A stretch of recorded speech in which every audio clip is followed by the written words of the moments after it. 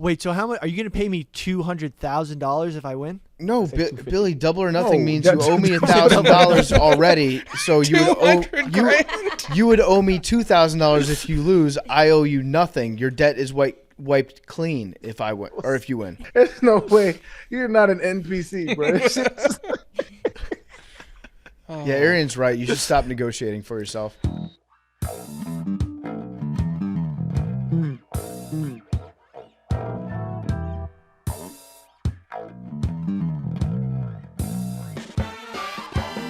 Welcome back to Macrodosing. What's up? It's Thursday. It's August 17th. All right, let's get into it.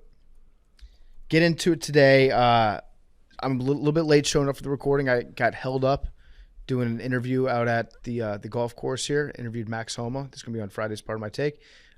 Max is a great dude. One thing, now, Arian, I know that you've got experience with this because you recently played in the Live Tour Pro-Am. Is it a little bit nervous when you're teeing off and there are fans that are in front of you and it could be like an amateur golfer playing? Actually, it is by definition an amateur golfer. And they're lined up next to the tee box like you're a professional and you have a chance of hitting one of them.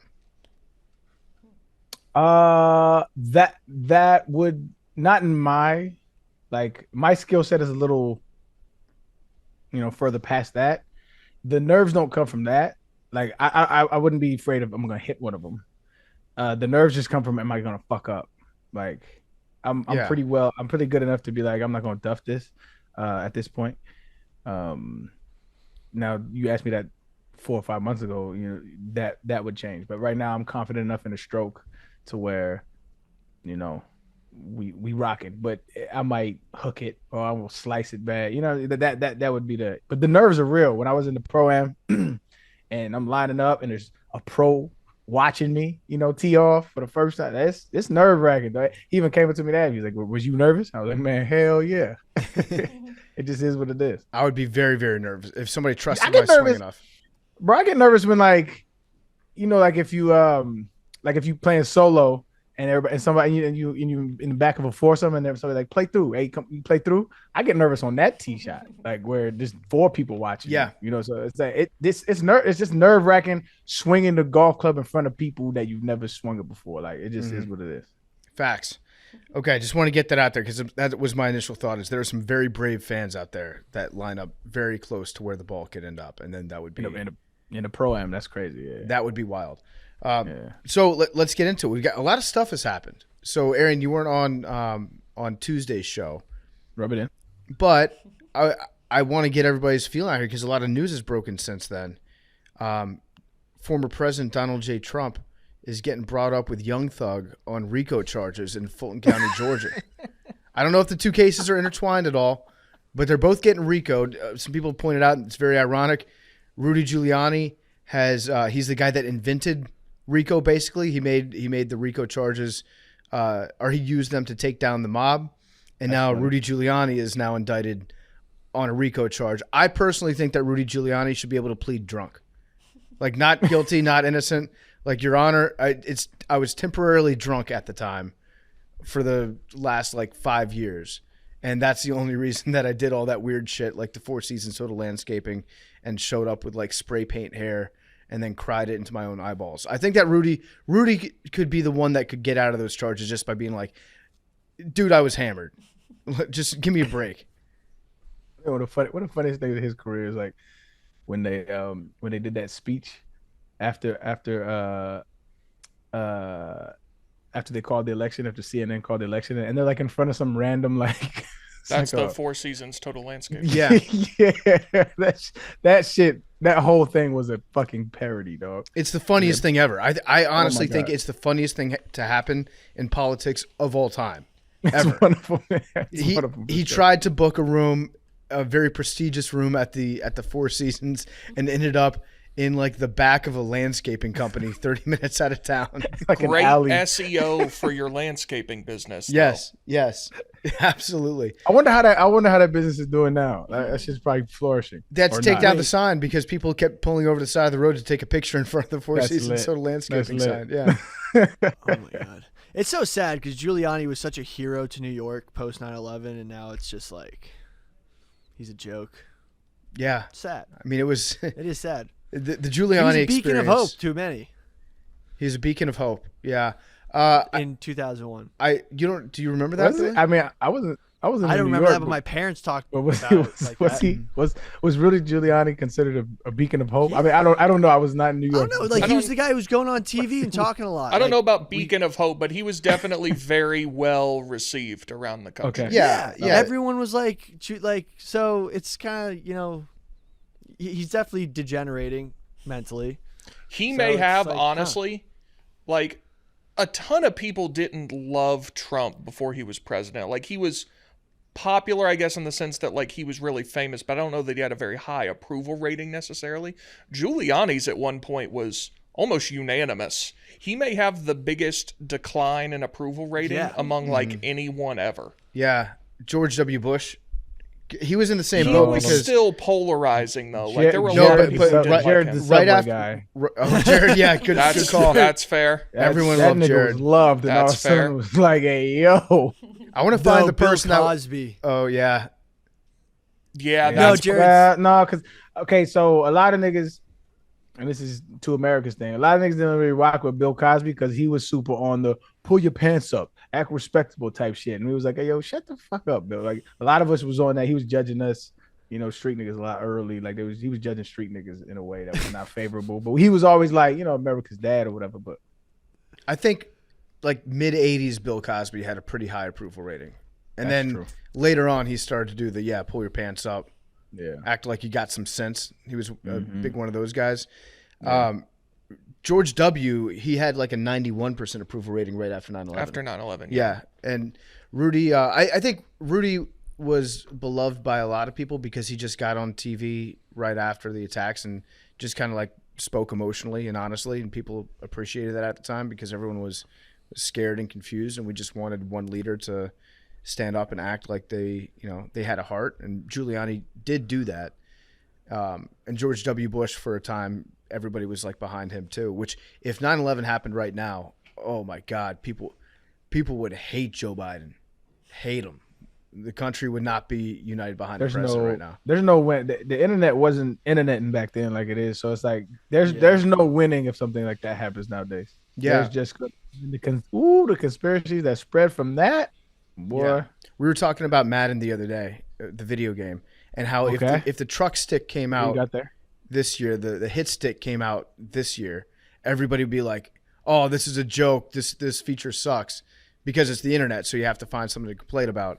But at the time, the hit stick was awesome. I think that's probably the last good innovation that Madden had. Yeah. Have you seen the clips? R1 L1 was pretty lit too. Like Yeah. the early 2004 2005 R1 L1 size Yeah. step. I have seen the clips. Yeah. Yeah, it's tough. I don't play Madden anymore. It's been bad for several years, but I'm extremely concerned about EA making the new NCAA game next year. Yeah. And it's supposedly on the same engine as Madden, which if that's the case, like I'll still play it, but damn, that would be unfortunate because NCAA back when it was being made every year was very different from Madden. Like it had a very different feel. The physics were different. So if it's just like a reskin of Madden, basically, that's going to be really disappointing. Sometimes you got to do less. It's a football game. They Yeah. try to make these grand, big innovations or tweaks to the format, and I think we like what we like. I would be perfectly fine if they just re-released the game from 2013. Yeah. Just updated like rosters and stadiums and stuff, and and have the exact same gameplay that it was 10 years ago. You don't want the same graphics though. You don't want that. The graphics weren't bad though. They were good. I mean, when you look at like shit, like have you seen the graphics from like Into the Spider-Verse? The movie? The Spider-Verse game? Yeah, with the game that came, it came with it like in 2000. It just came out, like in PS5. I've not seen You it. haven't played it, bruh. It's you can't go back. And then my son, so he beat that game, and then he doubled back and he's like, "Can we buy this Spider-Man game?" And I was like, "Bro, that's from like 2018." He was like, "Let's just get it." Like, "All right, we got it." It's just even that difference is you don't want that. I was enjoying watching the first game, and then the second game I was like, it's kind of weak. You don't want that. I feel like the graphics could be improved a little bit, but sometimes you don't want Like when you have to sacrifice gameplay at the expense of graphics, it's not worth it. Yeah, like the Madden graphics are great, and the game sucks. So what? Okay, Big T, you a computer engineer, and they say, Big T, you are head in the department in making this new Madden game. What do you do different? I don't know. That's not my job, but I just made it your job. Play with me, bro. Yeah. Jesus Christ. Like I said, I haven't played the game in several years, but all the clips I see, like, it's very glitchy. The physics are weird on it. Like, it doesn't feel real. The NCAA 14 game, like, felt more authentic than the most recent time I played Madden. Honestly, if you really wanted to make Madden sick, like next level, Yeah. you would add a part where, like, if you were doing superstar mode, where you had like off-field simulations and it wasn't all about football. So like if you wanted to go to the club, you could have like a club simulator. You could have like, if you want to drive more expensive cars, like you could have like a car simulator. I don't want to say GTA type. This is Blitz the League, another game that came out 15 years ago that's better than Madden is today.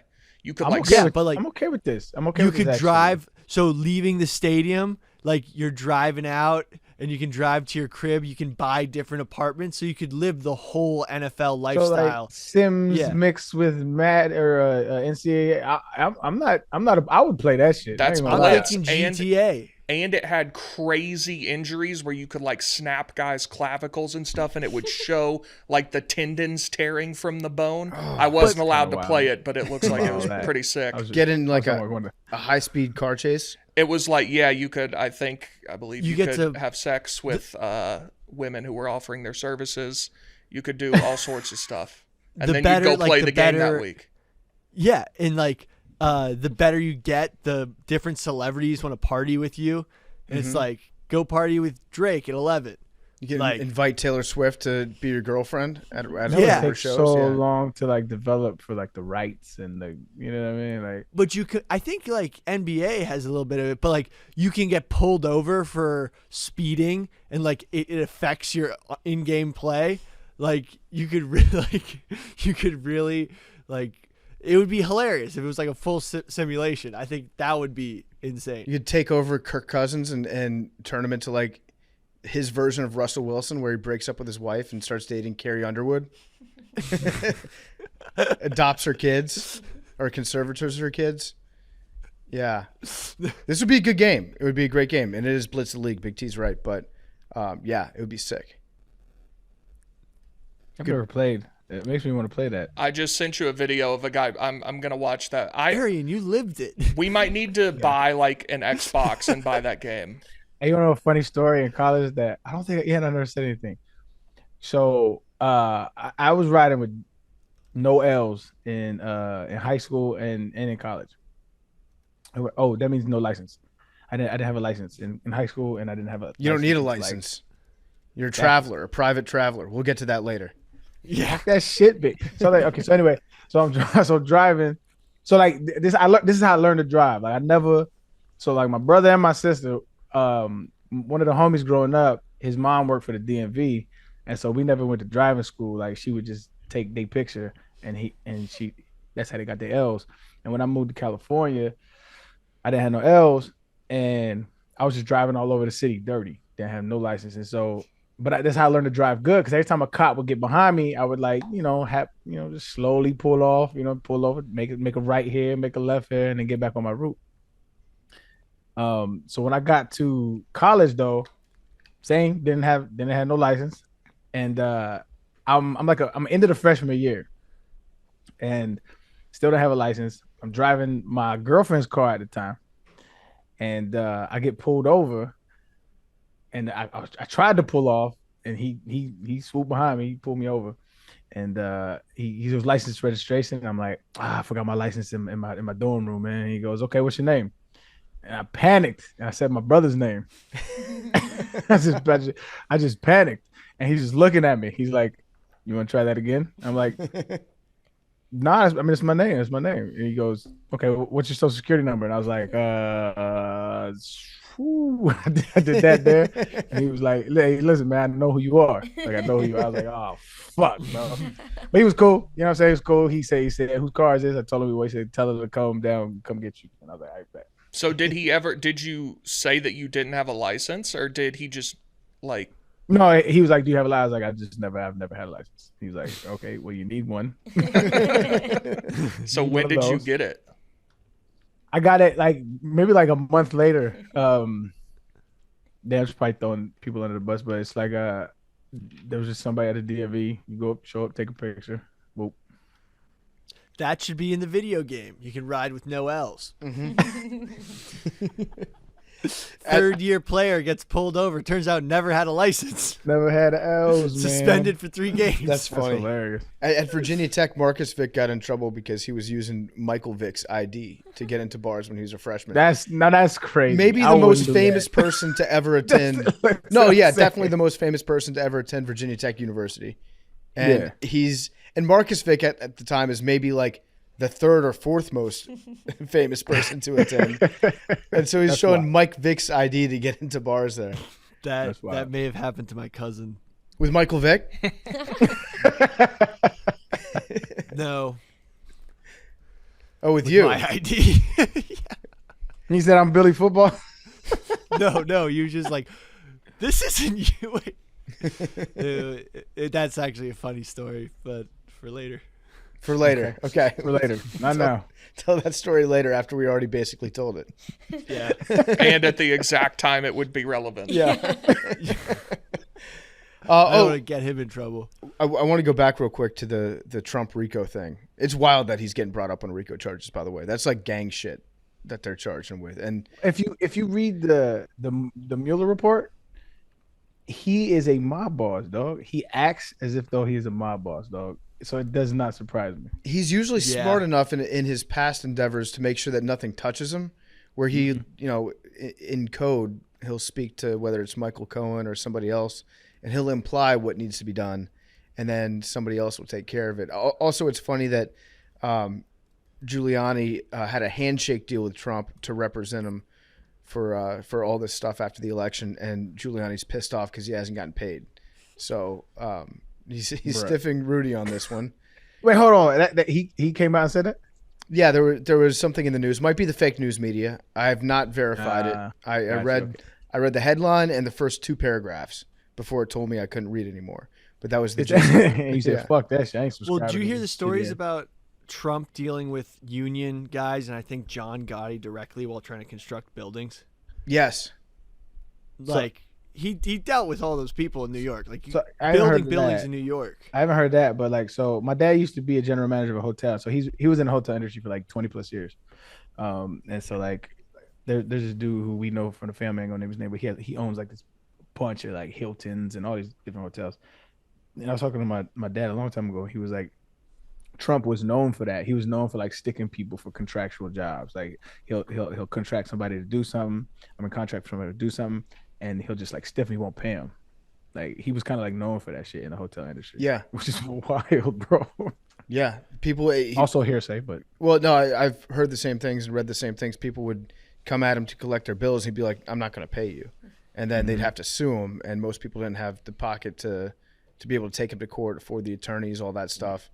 And so yeah, he would just not pay people, and it hasn't caught up to him. But yeah, that's kind of on Rudy. And Rudy would probably die if he went to prison, just from DTs, just from detoxing. Like if you make that man go stone cold sober, he's 80 years old. That's not. What's he on? He's 80.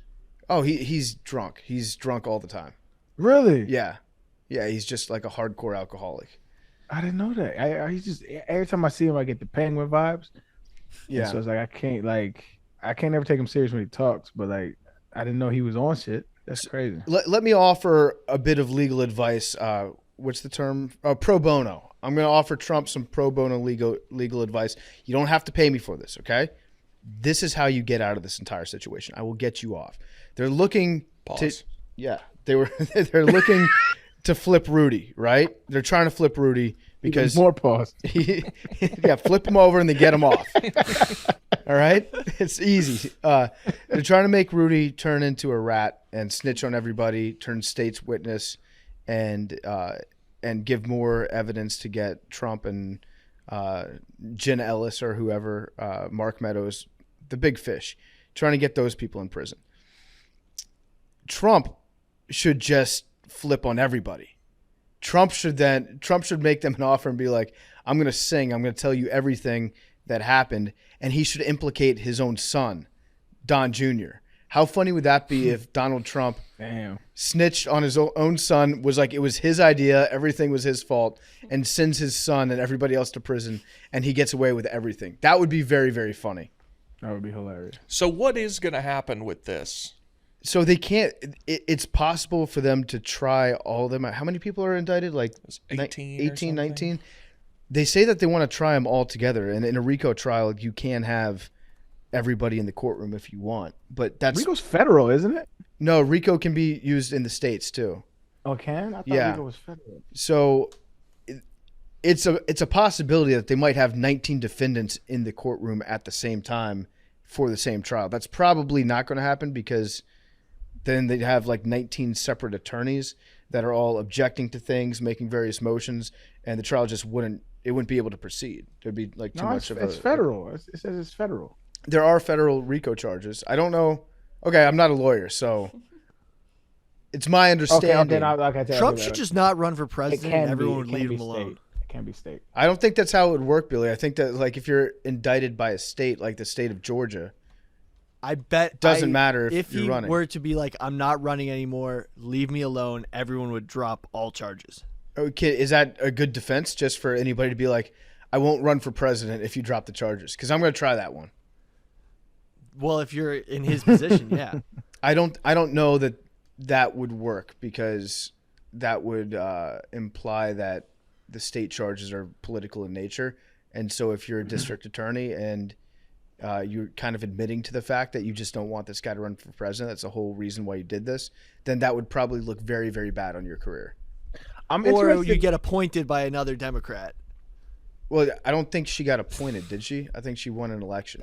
Isn't that how DAs work? I think she won an election. They get appointed? I'm not sure in this case. Actually, I think it depends on the district. Yeah. So I'm interested into the psychology of this because like he has to think he's done, you know what I'm saying? Like at what point are you like, all right, yeah, it's like something gotta shake. So this is what I did. Or he's just like I'm going to the grave with that. That's some like real gangster shit. He's hit with all this. Like how many times he been indicted, arrested? Like to just stand your ground and just be like, they after me, dog, is some of the most gangster shit I've ever seen in my life. Like, Trump might be the biggest gangster I've ever seen, dog.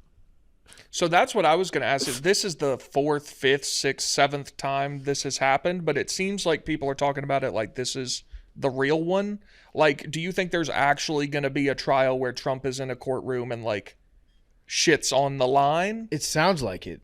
Because I have a hard time believing that after like this has happened several times now. Yeah, so it takes a while to go through all the motions and the proceedings and to actually get a court date set and then show up, and a lot of stuff can happen. But it sounds to me like the New York tax one, I think we can all agree, we've talked about it, that one is going to be very, very tough to prosecute. Like, I don't know if they have the goods like they think they have the goods on them. The federal one, that was it Jack Smith, that indictment, that I'm guessing at the federal level might take a little bit more time to get the wheels in motion to actually bring him into a courtroom. The Georgia one, from my understanding, is it's, I guess, more solid, and they want to get to it faster. Yeah, I guess I'll believe it when I see it, I guess. Yeah. At least in Georgia, you can have cameras in courtrooms. So it will be broadcast. And when they're talking about like taking his mugshot, when is that going to happen? That's what I'm interested about is I've the been mugshot. banking on a mugshot to sell T-shirts for 2 years now. Brother, Can I please get a mugshot? Brother, to get that a merch market's bonus? gonna be so flooded, my brother. Yeah, but if we got the, You know somebody at the at the local prison. And No, we just Can have you a really imagine, good though, distribution. he does his patented, like, 2 thumbs up crazy smile? And I mean, Yeah, that dude, T-shirt come would on. go, I'd buy 5. that's what's so crazy about it is if on both sides of the aisle that shirt will sell. Oh, I know. it'd go It's crazy. hilarious, dog. It would go That's go crazy. man. I need to find I got a mugshot. I need to find that shit. I have a mugshot out there somewhere. I'll Well, find it. yeah, we gotta Alright. track that down, Really? please. We should sell that Yeah. T-shirt actually. I hope I'm down with no that. one finds mine. Yeah, I'm done with that. Yeah. fantasy football tradition: handcuffing your running backs. If anybody can find my mugshot, nigga, they blew it up. We was in Arkansas. We played Arkansas like the next week. They blew it up, and they had the picture of it in the stands. I hope me and three of the homies. Can't find the shit though. Oh yeah, you told us about that story. Yeah. But We yeah, should sell that Trump's mugshot. mugshot. Oh my is God! gonna No be way. Crazy. You found it? Arian, is this real? You smiling like that? In this? No, not my mugshot. No, I wasn't smiling. Okay, wait. I was pissed. There's a lot of articles. Okay, no, but I that don't was see. your roster photo. My bad. Yeah. A little different. Someone made it look like a mugshot. not the same, but yeah. They do both list height and weight, but Oh, I can't wait to see Trump's weight. His like true weight. do they Oh, weigh you when yeah. you go to jail? He's They- he's yeah. 285. He's Okay, 285. let's set the over under because he says he's what 225. He's Was that not- the last he's one? not 235. He said 235. Bruh, I I he's can 260. a matter of fact, I'll size all y'all up. Tell me how close I am. Okay. All right. Let me give me stand up, Big T. I'm gonna start with you. This is not body shaming. We having a conversation about weight. I'm good at sizing people up. Let me turn around. This is pause. let's see that back end. All right, how tall are you? 6'5". Okay, you 6'5". I say you about 265. Oh no. That was a. Oh, What are we'll you? take that. But that tells me that Trump sure ain't 285. Okay, 275. No. Yeah, we'll go with that. What you 300, bro? There's no way you 300. 295 probably. Wow. Okay, so 30 pounds off. Okay, let me see you. PFT. I'm 0 for 1. There's enough tape of me out there. Can I? All right. I would I wanna say get in on this. All right, yeah. I would say- I'm I got you. actually interested. Let's play some bets. Can we do a closest? yeah, Arian? yeah, yeah. I haven't Yeah. weighed myself in like a month and a half. I have been in Okay. the gym, not to brag. Okay. All right. Let me get a little spinach. Okay. How tall are you? 5'9". It's notorious. 5'8.5". Oh, okay, my bad. 5'8.5". I would say you probably like 210, 215. I'm the going fuck? 185. You think I'm 210? You're Well, what do you way apply? all Who's over the closer? You're place. not good at sizing people up. Yeah. You looked a little thick, man. You looked a little thick. What am I? Ari- What am I like? How much you? Todd Gurley? Like I'm not thick How much like you that. He weighs more than that. How much you weigh? Last I checked, Arian, $100. I'm closer. 185. I got it right on the mark, bro. 185? Yeah. Man, maybe I am shit at this. God damn. Wait. All right, let me do you, Billy. I might be fucking up. Let me see. Yeah, you're like the worst person in the world at this. Oh, you just mad because I gave you more. Big Yeah, T true, thinks I'm that's good fine. at it. No, you're bad at it. It's just All right, how tall are you, Billy? 6'3". Yeah. You're about 220. that's generous. I don't know if Billy's 6'3". Ah, How much you weigh? I'm like 230 right now. Okay, see, I'm all right. I'm all right. I'm overweight though. I hide it well. I'm all right. I'm not bad. I'm not bad. Well, let's do you. Okay, how much you think I weigh? Here, stand up. Give us a twirl. You want me to twerk, Billy? Yeah, You made us twerk. Yeah, you made us. That's a solid. I'm gonna go- It's a solid 230 right there. How tall? Yeah, I'm going 230, 235. 6'1". 6'1". Yeah, 235 Billy's because probably you right. got each leg's probably 70 pounds. Looks like Thanks, man. 256. Oh, you just mad? You mad because I gave you 210? That's what it is. You still hurt, man? That shit Yeah, a hurt. little bit. Either that or you think I got a huge dick. I'm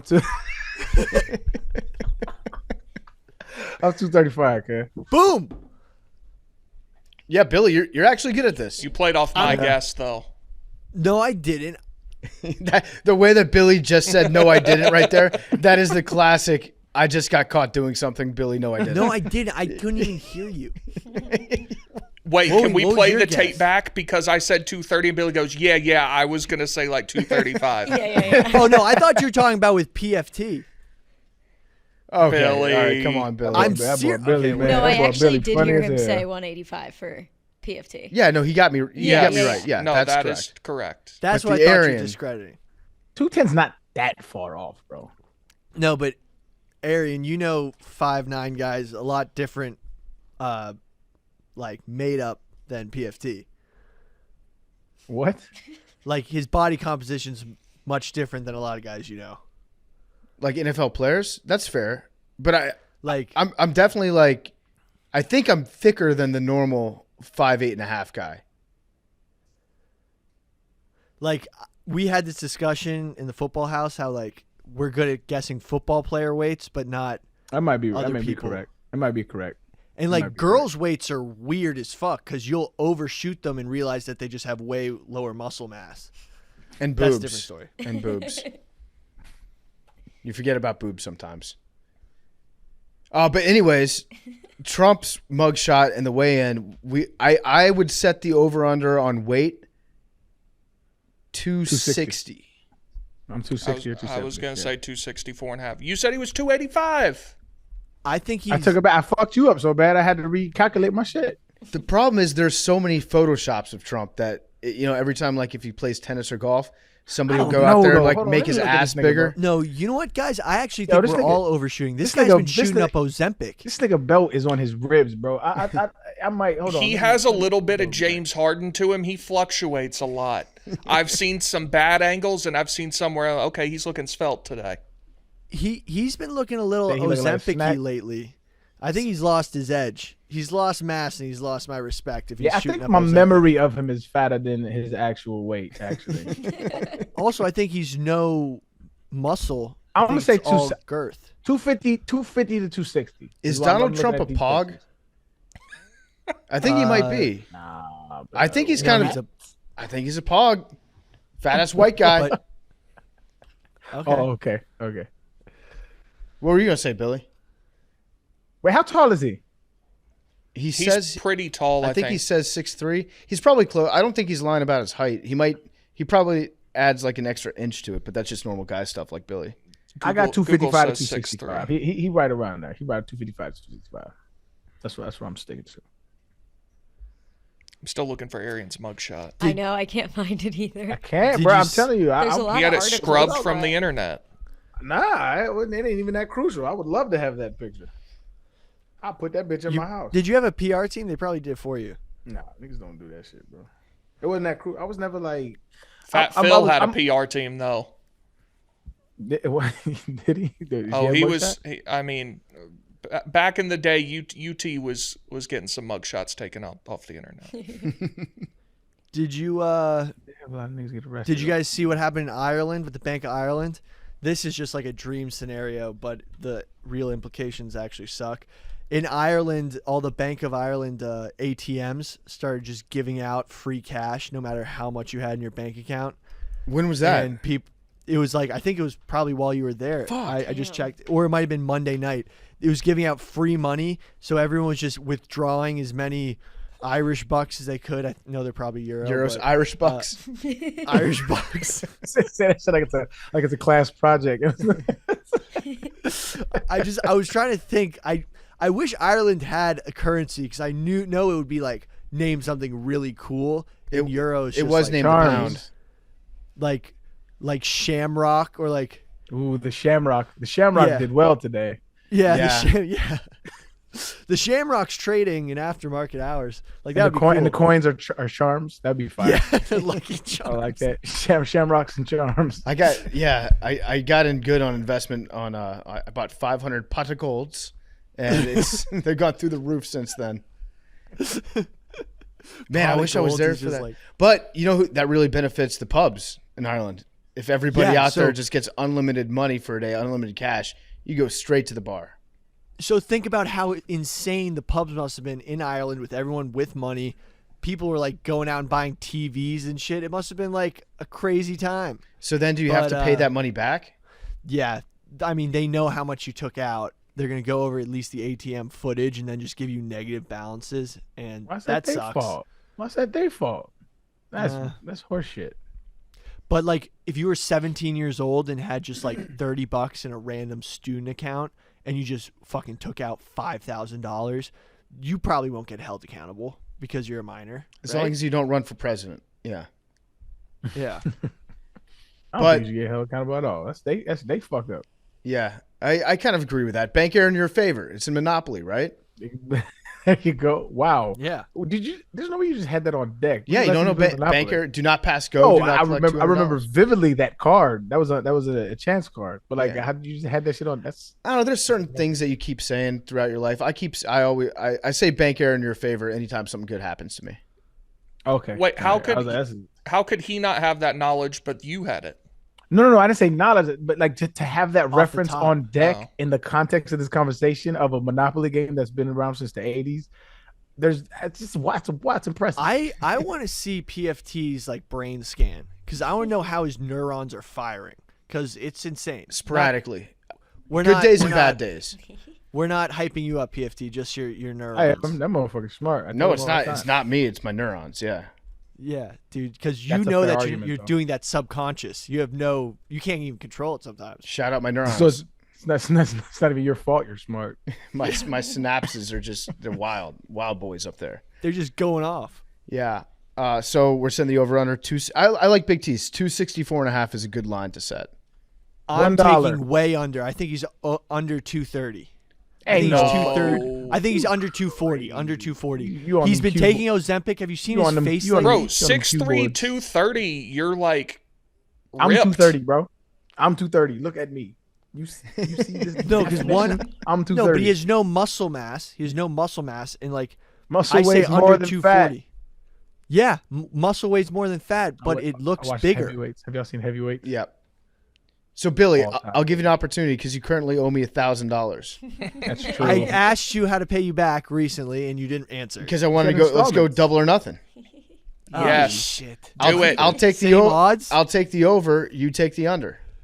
Okay, we'll set it 245. Okay. Yeah. Yeah. Sure. You just had the negotiated against yourself so Billy, hard there, Billy.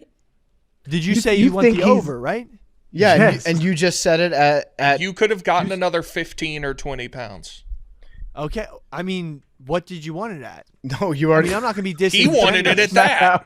That's not, Billy. I hope you never have to negotiate yourself for yourself. That's just crazy. No. I said I thought it was lower. He says he thinks it's higher. I was like, what do you want to make it? 245? Because I'm You said- so confident. But I'm saying, you're super confident that this man is 200 below 240 pounds.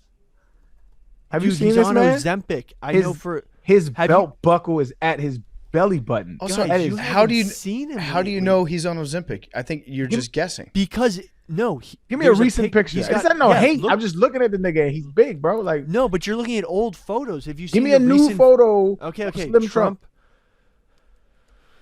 I So- said this a couple months ago that he looks weak. The Like, I White think- House listed him at 6'3", 243, which seems like there was a I- little bit of fuzzy accounting going on. and that was before he And was you on know- Ozempic. But no, and you know them inflated stats though. That's listing your that's- 5'10" point guard at 6'1". yeah. That's Chris Paul at 6'2". You know what I'm Yeah. saying? Guys, Like, look at this photo of him in the Send it- in send it to the the group. Daily Mail. Is Trump on Wegovy? Ex-president looks much slimmer. There's a picture of him in 2020 and 2023. He looks so much slimmer.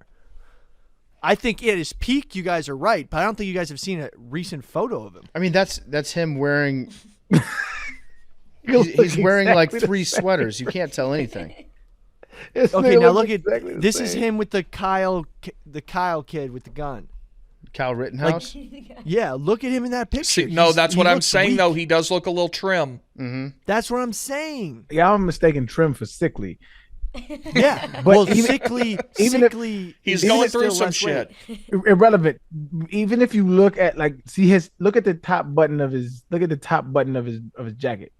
It's still kind of like it's holding on. You know what I'm saying? It's No, that's a Hold nice it. suit. That suit's fitting good. He's got that forward No, it lean. ain't. You forget about that. He does that forward lean. Yeah, he does. Anyway, let's stop talking about Trump. Trump's kind of fucking boring. Okay, so now I'm looking at his neck. He got that like skinny neck. Yeah, I'm vibe. telling you Okay, guys. so Rittenhouse button holding on like a motherfucker though. Yeah. No, I just want to know what the actual number is. I'm glad that we're betting on it. You know what? I'm looking at this new photo. Wait, so how much are you going to pay me $200,000? I say if I win? 250. No, I say 250. Billy, double or nothing No, means you that's- owe me $1,000 already. So you would owe me $2,000 if you lose. I owe you nothing. Your debt is wiped clean if I win or if you win. But Smart, remember, dumb we were nigga, doing bro. 1,000 against 100,000. Yeah, but you lost already. There's no way. You're not an NPC, bro. This shit's- Yeah, Arian's right. You should stop negotiating for yourself. this shit's funny as hell, bro. When you Google Trump weight, the most recent story that comes up, Trump mocks Chris Christie's weight. Quote, "Don't call him a fat pig." Yeah, that was Chris that, Christie. We should. that was a very funny speech that Trump. Well, it wasn't so much a speech as it is like Trump just gets on stage and just goes off the cuff for an hour, and then he pretended to see somebody in the front row calling Chris Christie a fat pig, and he was like, "No, sir, don't say that. Don't stop saying that. Stop saying that he's a fat pig." It's good. Why? I mean, Chris Christie. Speaking of 5'3", 300 pounds. I mean, that's Chris Christie. He's got some great softball photos out there. Oh, you guys. By the way, I wearing think the baseball that pants. you saw that viral red bearded dude video. Mhm. Oliver Anthony, I think. Yep. Might have been No. a plant. You think? Wait, By who? Yeah. Let me know. I don't know. Who? I'm Well, no. not If you're in the saying know. he's wait, both of y'all just said he's a plant. People are obsessed with using that word right now. They're like that Bobby girl, the podcast. Yeah, right? Oh, she's she's an definitely a industry plant. What does that mean? Who is planting these? Okay, people? all right. So my opinion on Oliver Anthony is pretty simple. Tell me, who is that? For the people that don't know, because Okay. He's some of us don't. He's a guy who had a country song. It's called Richmond, North of Richmond. It went crazy viral. It was a great song. Very good song, and he's gone crazy viral. But now that's, of course, turned into a political argument. Like there's some Republicans who say this guy's a lib, and then the libs say he's like a right wing conspiracy theorist. So who planted him? Well, I don't know that. I think it's a pretty good song. He's a great singer. I don't want to take anything away from his singing ability. Awesome singer, good guitar player. Some of the lyrics are a little kind of corny, but some of them are good and heartfelt. Like the stuff where he's talking about like if you're 5'3", 300 pounds eating fudge rounds. That's Chris Christie. That's who he was singing about. It's a little corny, but there's a lot of it that seems heartfelt. And he's a great singer. He was just amplified all at once by all the same accounts that usually work together to amplify whatever viral video they want to make go viral at that time. That's all I'm saying. I don't know if he was like told to stand there, sing this song. It was filmed professionally. I don't know how any of that came to happen. I don't know that it's like a grand conspiracy to that level. I think somebody found him and then all behind the scenes are like, push this guy, push this guy, push this guy. I could be wrong. Yeah. That's what I'm saying. I think it's far more likely that this song that went crazy viral and speaks to some things that like the people you're talking about talk about, Mm-hmm. they would share that. That's possible too. But so that's but not Bobby's definitely a plant. Okay, Like, where the so- fuck did she come from? Okay, so planted by whom? I don't even know. Whoever's promoting her. Who's Bobby? Bobby's the one who's like in the bed with Drake, being like, Oh yeah, you're like, are you doing this right now? Like, I don't even know. they do. The lady that does a podcast from a bed. Yes. Yeah. She Yeah. has Went on like similar BFFs to recently. like Caleb like vibes. Got it. Like But she does Not like a really. bit. I think that's a disservice to Caleb. She's just like a moody bitch to everyone she interviews. Yeah, but it's a bit. Like it's not. I know, but that's yeah. the bit. I Oh, just yeah, need exactly. all these people who keep calling things industry plants to tell me what that means. Like who is planting these people and for what purpose? I mean, I don't really care that much to look up like the company that produced the video that made Oliver Anthony go viral, but Hey, because first half of that song, I just listened to it. Fire. yeah, it's a good song. He's Fire. isn't he a great singer? Fire. It's just the twang with the guitar playing. That's fucking music. Bruh, Yeah. It's a good song, man. So- It slaps. Somebody was saying that he dyes his beard Certified. red. That's not Certified. his natural beard color. Half-ass cheek. No, Certified That was- half-ass cheek. that's a bad conspiracy theory. That would change my opinion of him. That man is a ginger through and through. You can see it in his eyes. That was a little. What does aggressive. that mean? No, he's definitely a natural ginger. I agree. That was just a crazy thing you just said. What was See the it in other- his eyes. Why I said that. What was the other line that is kind of corny in that song about like, oh yeah, care more Oh, about my- minors? Second verse gets That's kinda, a bar. Yeah, second verse gets kind of. I knew Billy would like that verse. That's a bar. They care more about minors than minors No. on a plane somewhere. Yeah, I just No, thought- I wish they'd care about minors, not just minors on an island somewhere. Yeah. I want to know who he's talking about. I agree with him on that one. Yeah, actually, I take that back. I had to let it sit. He's talking about the whole Epstein shit, but they don't give a fuck about like kids in general. I'm okay with that. I thought it was MINERS. I Yeah. think it is. Oh, It is. What a pun. It's both. It's MINERS and then So it's a double entendre. double entendre. But he's talking about the Epstein stuff.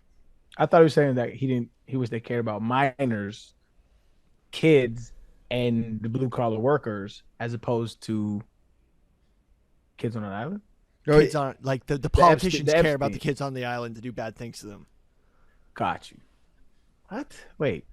I don't know. I'm I not think saying it might that be guy's- both. This is a very simple That's what line it's double entendre. to parse. He's saying, I wish that they would care about coal miners and the struggle they go through and not spend all their time thinking about flying down to Little St. James Island to have sex with 14-year-olds. That's okay. Got you. Yeah. I wish they prosecuted those politicians.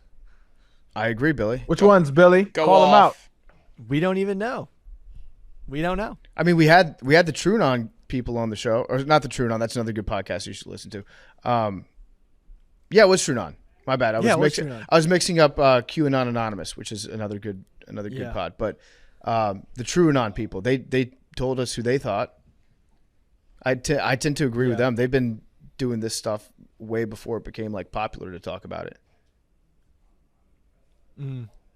But Well, anyways, in better news, yeah, did you see the video of the furries beating a guy up on the beach? that was funny. That was so funny. Billy, turn your computer around right now. Why? Just turn it around. Don't click anything. Turn it around. He's clicking. He just clicked. Because so what happened was turn around. What are you on right now? Okay, I'm on Twitter. Nope. What son, page? you on X? Oh, I'm on X. This is true. Do you want to know all my tabs? Is it the macrodosing page? Because so it is. Because what happened was he said in better news and waited 10 seconds and you were like, yeah, like what were you going to say? And he didn't have something. So he looked down at the video that was on his screen of that he posted of furries beating somebody up or whatever. He's like, yeah, did y'all see that? He was just hoping that I would have better news, Right. To move on to segue onto. Yeah, No, you're no, right. Big T's right. Look. Bill, can you Please just go admit when follow Big the T's right Macrodosing about Twitter. something? No, I was like going through my brain of stories because we just have been talking a lot about politics, and I wanted to do something lighthearted. So I was like, the furries beating each other up. But go follow the Macrodosing Twitter on X. It's really great stuff on there. Great videos, great content. You'll see some clips of us. And you'll see stuff like a guy who built an iron suit to fight grizzly bears just jump down mountains and do somersaults. Get hit in the head with baseball bats and shit. That was a good video, Yeah. Billy. I like that one. Yeah, Thank you for posting it. of course. But yeah, the furry video is funny too. That guy got hit with a megaphone right in his mouth, and then made a sound like a dying fox. The guy, I can't believe you can be in a video fighting furries and look like the biggest weirdo there. Like the furries who took their hats off, that was like, oh, they're just normal dudes who are pissed at this guy. And the guy on the floor is like, this is what furries do. I would love to interview a furry on the show because Time out. What yeah. is a furry? I have a vague Oh, idea, man. but I've never really got into it. What It's is a furry? people that enjoy dressing up in animal costumes and Animal? then either just socializing or usually having sex with each other. We now they look like welcome a Billy. furry on the show. Yeah, there's Billy wearing the Patrick Mahomes wolf mask, right? I just like to dress up like a wolf and howl at the moon. There's nothing wrong with it. So real furries, they just like dressing up as animals. Yeah, and they usually have sex with each other. So it's like a fetish. Yeah. After I did that mascot video, I got contacted by a bunch of furries, and they're like, "Hey, are you a closeted furry?" And I was like, "No, I just wanted to pretend I was the bank robber." So the foundation behind it is they enjoy the sex part of it. Yeah, a lot of them No, do. no, I don't want to paint all furries with the same broad brush, but I think a lot of them do enjoy that part of it, but it's other stuff too. I would like to talk to a furry though, because a lot of them are non-sexual. yeah, they seem at least interesting. They just want to be the animal that they're portraying. Yeah. There's nothing wrong with it. They just like really grew up loving animals, and they're just like, one day I want to like be a wolf or a bear or something. Or a frog. They put or a frog, and then they put the suit on, and they're no longer themselves. They're just like an animal being. Like, there's nothing wrong with Okay. it. I agree, can see Billy. the appeal in that. Yeah. They go to conventions, meet like-minded people. They can be Yeah. anonymous because they're in the mask and stuff. Yeah. I can see the appeal in It's, that. I mean, Yeah. there's, like, Billy it's makes a lot. pretty Billy, normal. you make a lot of good points. It sounds like you've really done your research on furries. Like you know a lot about Yeah, it. That's well, impressive. You know, the mascot community is a little different. Yeah, don't call them mascots. Yeah, that's kind of offensive. The M word. Yeah. Yeah. Is there a mascot for the furries? Ooh, good question. I think mascots. That's like a term that they really don't like. With a mascot, it's like my culture is not your costume. If you're a Yeah. furry, yeah. Yeah. Wait, so But- the mascots are offended or the furries? Furries. The furries. That's cool. Yeah. Yeah, they But, seem interesting. I would like to talk to one. If you're a furry and you listen to this show, let me know. We got furry listeners. That's fire. Well, they're kind of a little synonymous with the bronies. Fuck, what's a brony? Now I'm just feeling old as shit. What the I've fuck is a never heard that brony? in my Yeah, life. I don't know what that is No, the either. bronies I are know the the bros bronies. that love My Little Pony, and some of them used to dress up as My Hey Little Ponies. yo, okay, so I saw this dude who was like he was a mass shooter, and this nigga was like obsessed with My Little Pony. This is real shit, and he had a whole like documentary about his ascension into his mind state, and he was like obsessed with this one little pony. But he was like obsessed with the show and shit, and he like used that character as like his like this is why I am doing what I'm doing. It was a wild turn of events. Wait, he was saying that like My Little Pony made me shoot shit No, up? no. It was more so like he related to a character so much that like he embodied the personification of it, and so he just related to the character of how it was like always outcasted. And I mean, usually that's the tell sign of like mass shooters, but it was just the specific like dark. I guess he just took to it so much that he just started to believe. Like, there was just no talking out of it. But the interesting part of it was like he documented the entire process. So like he was like on the fence about it, and he documented it and his countdown and his days, and he had like vlogged every single day of leading up to it, and it was wild. But like My Pony was like the Jesus, that's foundation. terrifying. Yeah, it was wild, dog. It was wild. There's some other bronies out there that kind of it gets pretty close to some creepy stuff. Like they No they kidding. dress up like a kid's toy and they like to interact with kids, that sort of thing. I feel like we don't talk as much about bronies as we used to. Like bronies I feel like they were bigger in the mid 20 teens. I think they sort of went underground. Yeah. I never heard of bronies. Bronies, let's see. Yeah, they made a documentary about it, and then the infatuation went away. It's not lit no more. Yeah. Billy, you have an ad read for us? You've been really good on top of do these I? ad reads. Do I? I mean, this is your plans Friday night. I don't care what you're doing. You're going to be watching Rough and Rowdy. Fight week is here. Rough and Rowdy 22 returns to Wheeling, West Virginia this Friday night, August 18th at 8 p.m. Eastern. There's 20 fights with no headgear, including 5-round main events for our first time ever.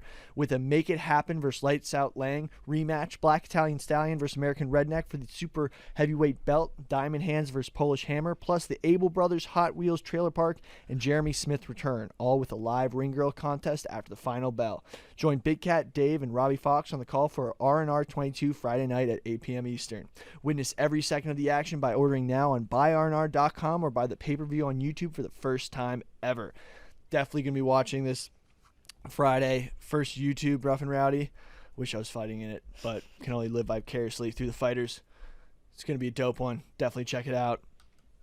Oh, and here's a little special guest remark. Ben Mintz will be sitting ringside.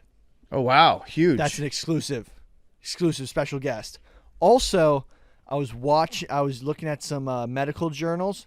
Turns out watching boxing raises your testosterone levels, and erotica raises your testosterone levels by watching it. Rough and Rowdy has both. So, by the transitive property, Rough and Rowdy raise your testosterone levels 2 times. That's so check good. it out Friday night. I'll be watching. Good ad read, Billy. Boom. Great job. What is erotica? Oh, there's ring girls. There's ring girls, tits and ass, hard dick business. Erotica is ring girls? Ring girls, say you so. could consider to be erotic. They dance suggestively. I'll put it that way. So Erotica nakedness? Erotica is literature or art that deals substantively with subject matter that is erotic, sexually stimulating, or sexually arousing.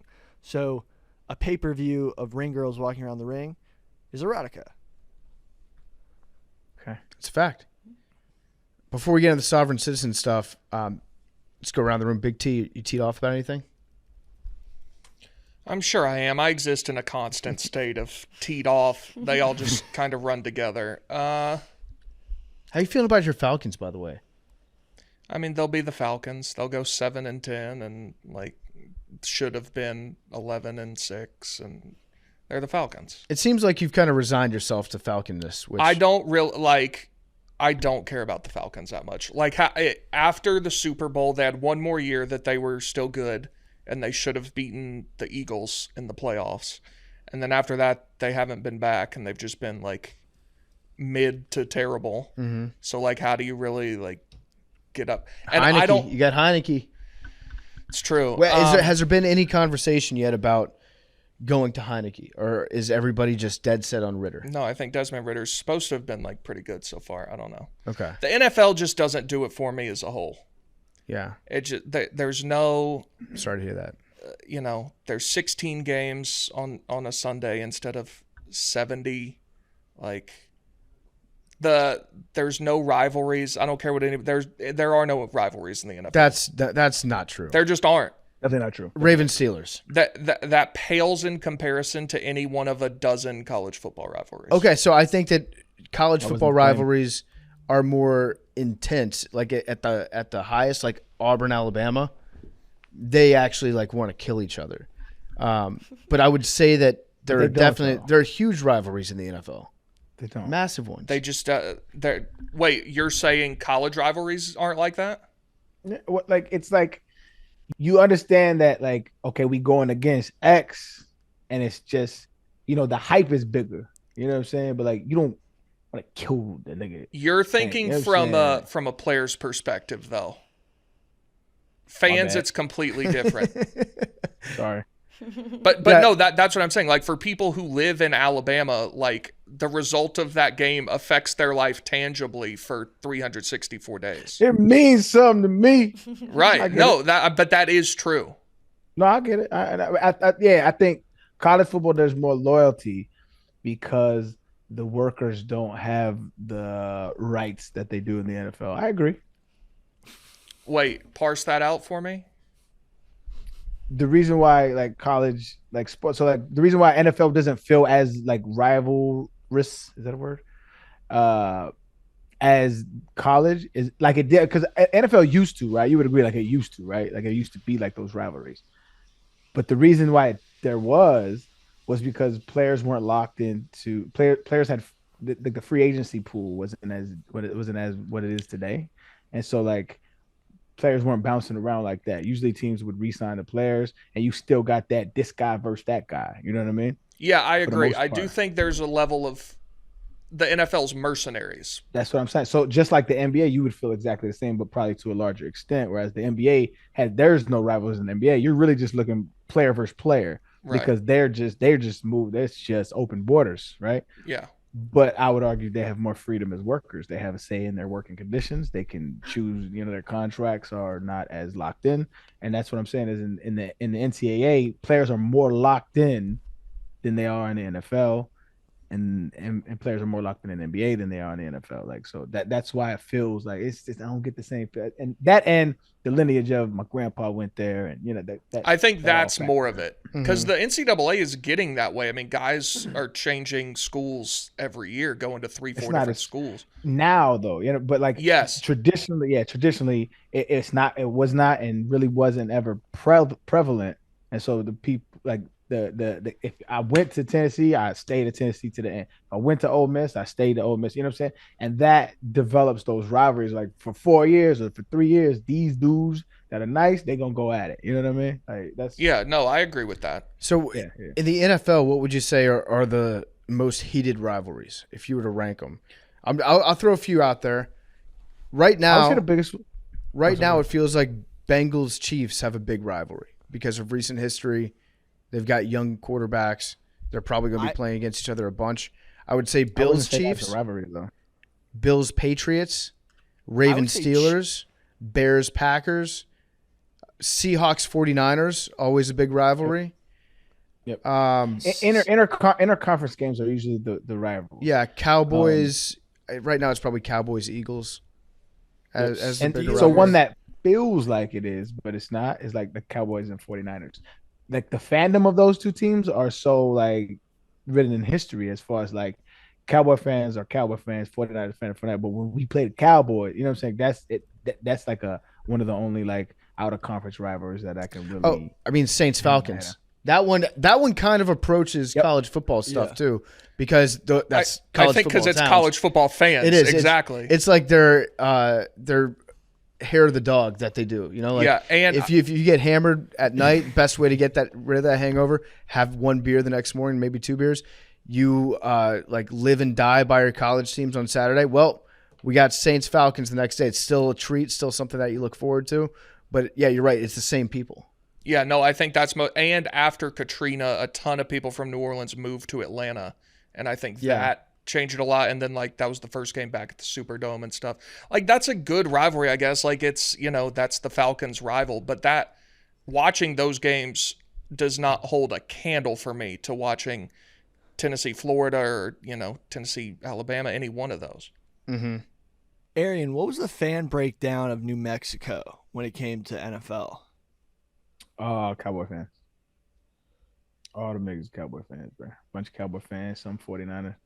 So you were at the battlegrounds of that rivalry. Yeah, because we was right next to Texas. Yeah. But I grew up an Oakland fan. Because they was the LA Raiders, and so my dad he from South Central LA, so he liked the Raiders, and so I grew up, like my dad. So I used to love the Raiders, and so I was a Raider fan growing up. My brother was a 49er fan, but everybody else was Raider fans. Yeah, but most people in New Mexico were Cowboy fans, and then some Bronco fans as well, because that was right by us. Denver's like north of us, so there's Bronco fans over there too. I understand the massive appeal of the NFL for people who grew up maybe in the North or West Coast to a lesser extent, who like college football isn't a huge thing. But like if you went to an SEC school or even like a Big Ten school, somewhere like that, like the NFL just isn't the same. It's interesting. So your fandom is interesting to me. So it's not necessarily about, I'm talking about your fandom right now. Mm-hmm. It's not necessarily about like your love of the game necessarily. Well, no, I take it back. it's not necessarily about like the high quality of the game, like the quality That's of correct. When people are Yeah, like, so- I would so much rather watch the NBA than college basketball because it's 1,000 times better, that means nothing to me. Gotcha. So your draw is like the emotional, I guess, draw from the fandom point of view. Yeah, like even like obviously Tennessee, I would rather watch a Tennessee basketball game than an NBA game 11 times out of 10. But even watching wild. like Kansas and Duke play at Kansas, I would much rather watch that than an NBA game because like the students are on top of the court and it's crazy and there's a band and like that atmosphere is so much better than like a Tuesday night Hornets Pacers game where like sure those players are way better and they're gonna make a lot more shots, but like I don't care to watch that. That explains a lot, actually. Yeah, I can appreciate that perspective. And I guess like I'm the exact opposite. I want to see like the best quality gameplay. You know what I mean? Like I want to see like who's the best going after it. Mhm. Like And I with college, would rather watch a college basketball game between two really good teams than two really shitty ones. But I think that goes along with like the good teams are the ones that have the awesome atmospheres and like cool environments. Mm-hmm. Yeah, I think so. Like, from like a technical perspective, it's really hard for me to watch bad ball, like football in general. Like if I see like bad ball getting played, like sloppy route running, sloppy execution, like just it's just hard for me to watch, and it's more likely to happen in college. You know what I'm saying? And in college, is such a simple game as well. So college is like I said this before. It's like when you line up on the cards and scout team. Billy knows this. Like in scout team, when you running against the scout team in defense, they do exactly what the card said they was going to do, like fucking textbook, right? And fucking that up is interesting. It's hard to watch for me. But like in the NFL, it's like this is cream of the crop. You have this is one of the best 32 DNs in the league right now. I love, you know what I'm saying? I want to see them go against each other. You know what I mean? I don't know. I feel you though. Yeah, no, I get for your sure perspective, understand that from a player's perspective.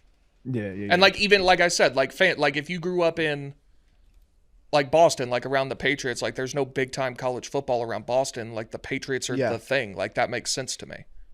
Boston College got a nice little. They're it's terrible. different. They were good for one year when they had Matt Ryan. Growing up around New York, like Army was our like the closest thing to a hometown team. Like no one really rooted for Syracuse downstate. Rutgers was cracking with Ray Rice. I remember that. Yeah, they Greg Schiano. Yeah. They don't really. Syracuse a little bit in the '90s. No, but like Almost that beat doesn't have Tennessee in fandom. 1998 Is that McNabb? Mm-hmm. Yep. Yeah, McNabb. in Yeah. the Carrier Dome. Aaron, That's mostly students. Aaron had a question for you about Hard Knocks. Well, it's not really about Hard Knocks. It's about the Jets. Then we'll get into sovereign citizen shit. I had a theory yesterday because everyone's talking about how stacked the Jets are with all these weapons. They do have a lot of great weapons at skill positions. Really good wide receivers. Obviously, Aaron Rodgers, good tight ends. And they just got 2 running backs. So they got Breece Hall back from an ACL last year. And then they just signed Dalvin Cook, who's pretty good. Right now, their biggest weakness on the team is the offensive line. They're letting up a lot of pressures, a lot of sacks in their scrimmages in their preseason games. Their offensive line doesn't look good. My first theory on that was that maybe the offensive line is playing without any confidence because their defensive line is so good and they're deep, and maybe practicing against like a really, really outstanding defensive line is demoralizing if you're an offensive lineman. If you go against that every day, you get your ass kicked every day. That part might not be true, but the part that I think might be true is if they're already having offensive line issues, protection issues, and they're getting 2 main sources of like the guys who are going to be on the field at the running back position that haven't gone through training camp yet, haven't practiced, those guys are going to be dicey at best at pass protection because they don't have any reps. They haven't gone through camp yet. Is that going to make their pass protection even worse? That these guys are just coming in like either off a long injury rehab assignment or just being signed right now? Does it take a long time to learn pass protection and to get in the groove as a running back, I guess is what I'm asking. That's kind of contingent on the running back. Pass protection is basically boiled down to this. You have 5-man pass protection, 6-man pass protection, 7-man pass protection, and sometimes 8. And that's like you have 2 routes run or one or 2 routes run, right? And so when you compartmentalize it like that, no, it's not hard. But guys don't. From my perspective as running backs, they never attacked pass protection like that. It was just like, okay, if you call this play, this is what I got, right? So it just depends on the player. I don't know how smart these cats are. It's not difficult. Pass protection is not difficult to pick up. I think they could, if the coach is any good, like the running back coach and the OC, like if they prioritize getting them catch ready mentally, they'll be fine. I don't think that'll be a problem. As far as the offensive line is concerned, I honestly, Aaron Rodgers has never been the hold it kind of quarterback. So I would love to give him time because I think he's the greatest quarterback of all time. That's just my opinion. That's a spicy take. No, it's not. To say that Aaron Rodgers is the greatest quarterback of all time? Yeah, that's a spicy take. I think that's pretty hot. Yeah, skill wise, it's not. You're talking about the best. You're talking about the best quarterback. I do, not the greatest. No, well, yes. Arian, it's different. Those are different things. Arian likes that criteria. Well, it's like Tupac is my favorite rapper of all time. But I think the best rapper of all time is Jay-Z. Like I can parse out like accolades and what you've done for the culture and what your resume is versus like how you make me feel. Like there's a difference. Yeah, Tom Brady's won a fuckload of Super Bowls. Aaron Rodgers won 1. I agree, and I think if you give Aaron Rodgers the tools that Tom Brady has had over his career, it's bar none. He'll do what he did and more probably. That is, people are gonna be mad. Let's go. I don't care. The Sperryware is always in my menus. Answer me this. Answer me this. Does Aaron Rodgers? I mean, does Tom Brady have a better arm than Aaron Rodgers? No. Well, maybe more accurate. You could say he's. Hell no. What? Hell no. He does not have the arm talent that Aaron Rodgers has. I'll give you that. Yeah. That's my point. Does he have the mobility that Aaron Rodgers has? Okay. What are we talking about? There's a lot more that goes into playing quarterback than just that. Give me one. Being able to make the right decision. Okay. Make decision making. And you're saying that's Aaron Rodgers' problem is his decision making. No, it's not a problem. It's just Tom Brady is the greatest of all time to do that. But this is what I'm saying. Like, and this is where I was on the I Am Athlete podcast and I got killed for the same shit. Like, we fall in love with the lore of hardware, right? But we forget that football is a two-sided sport. You're not on the field for half the thing. So to pretend like you have willed or one person has willed an entire organization this entire time, it's just not accurate. It's not a thing. Don't get me wrong. I think he's a great quarterback. I don't. There's a W from you. I appreciate it. I think he's a great quarterback. I absolutely think he's a great quarterback. Like that's bar none, right? But there has been so much that has happened for a lot of those Super Bowls in order for them to get to the point that they got to. The breaks that they got sometimes it's a lot of luck. He balled sometimes a like I think on over half his Super Bowls he had like one of the number 1 or like top 5 defenses in the league. Great run game when it was needed. All of that. Aaron Rodgers has never had the weapons. And when he did, he showed up. He did what he had to do. I'll side with you on this. I don't think that the Patriots would have scored, 10 points in the Super Bowl against the Giants when they had the undefeated season. If they had Aaron Rodgers, probably would have scored a little bit more than that. It was a bad game from Tom. It is a two-sided game, that's fair, and there's a lot of variables that go into who your players are. And the quarterback, like judging a quarterback strictly by wins is pretty foolish to do overall. It's just not smart. He's won 6 more Super Bowls. 6 more Super Bowls. But again, yeah, absolutely. I can't That's Robert right. Tom Horry. Brady won 7. Right, and I'm not saying that they're 6. He won 6. I think. Excuse me. He's won 5 more Super Bowls than Aaron Rodgers. I'm not comparing their resumes. But Robert Horry has like 7 finals. Yeah, greatest basketball player ever. You would think, right? All I'm saying is in football, there's so much more variables that to take into account other than the quarterback position. It's marketed that way. It's absolutely marketed that way, but it's just not the case. Like Peyton Manning, right? Everybody like he had 2 Super Bowls. On his last Super Bowl, he had a horrible game. He was bad. He was bad that whole season.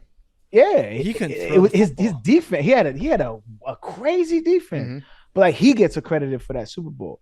Tom Brady the same, bro. Like if that tuck rule wasn't that, like they don't win that Super Bowl. Like there's various different things that happens throughout the course of it. And I don't get, like I said, the premise. I don't want the Sperrywares to talk to me, man, because I'm not answering you. But he is a great quarterback.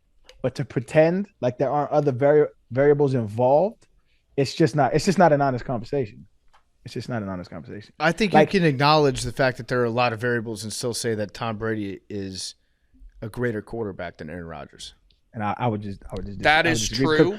Because when you measure actual tangible attributes, we would both agree Aaron Rodgers far surpasses Tom Brady in quarterback. Well, no, because I think that vision, decision making, managing the game correctly, especially in crunch time situations, I think you could say that those are things that you can look at and evaluate. But it's not just, I'm not talking about the it factor, which I love to say, like, well, he's got the it factor. But clutch. Yeah, clutch gene. He's got the clutch gene. Same shit. To me, all that is advertising. All that shit is advertising for somebody who has played the game. It's just advertising. So when you look at, you think decision making is advertising? Like that's an actual thing, though. No. What I'm saying, I think Tom Brady has had better weapons. I think he's had better weapons. I think he's had better coaching. I think he's had better management. I think he's had better defenses. I think he's had better run game. All of that, and all of that matters. That matters. Speaking of weapons, the Patriots have. Okay, like what weapons would you say that Tom Brady had that Randy Aaron Moss Rodgers didn't have an equal? A Hall of Fame tight end. Two great tight ends.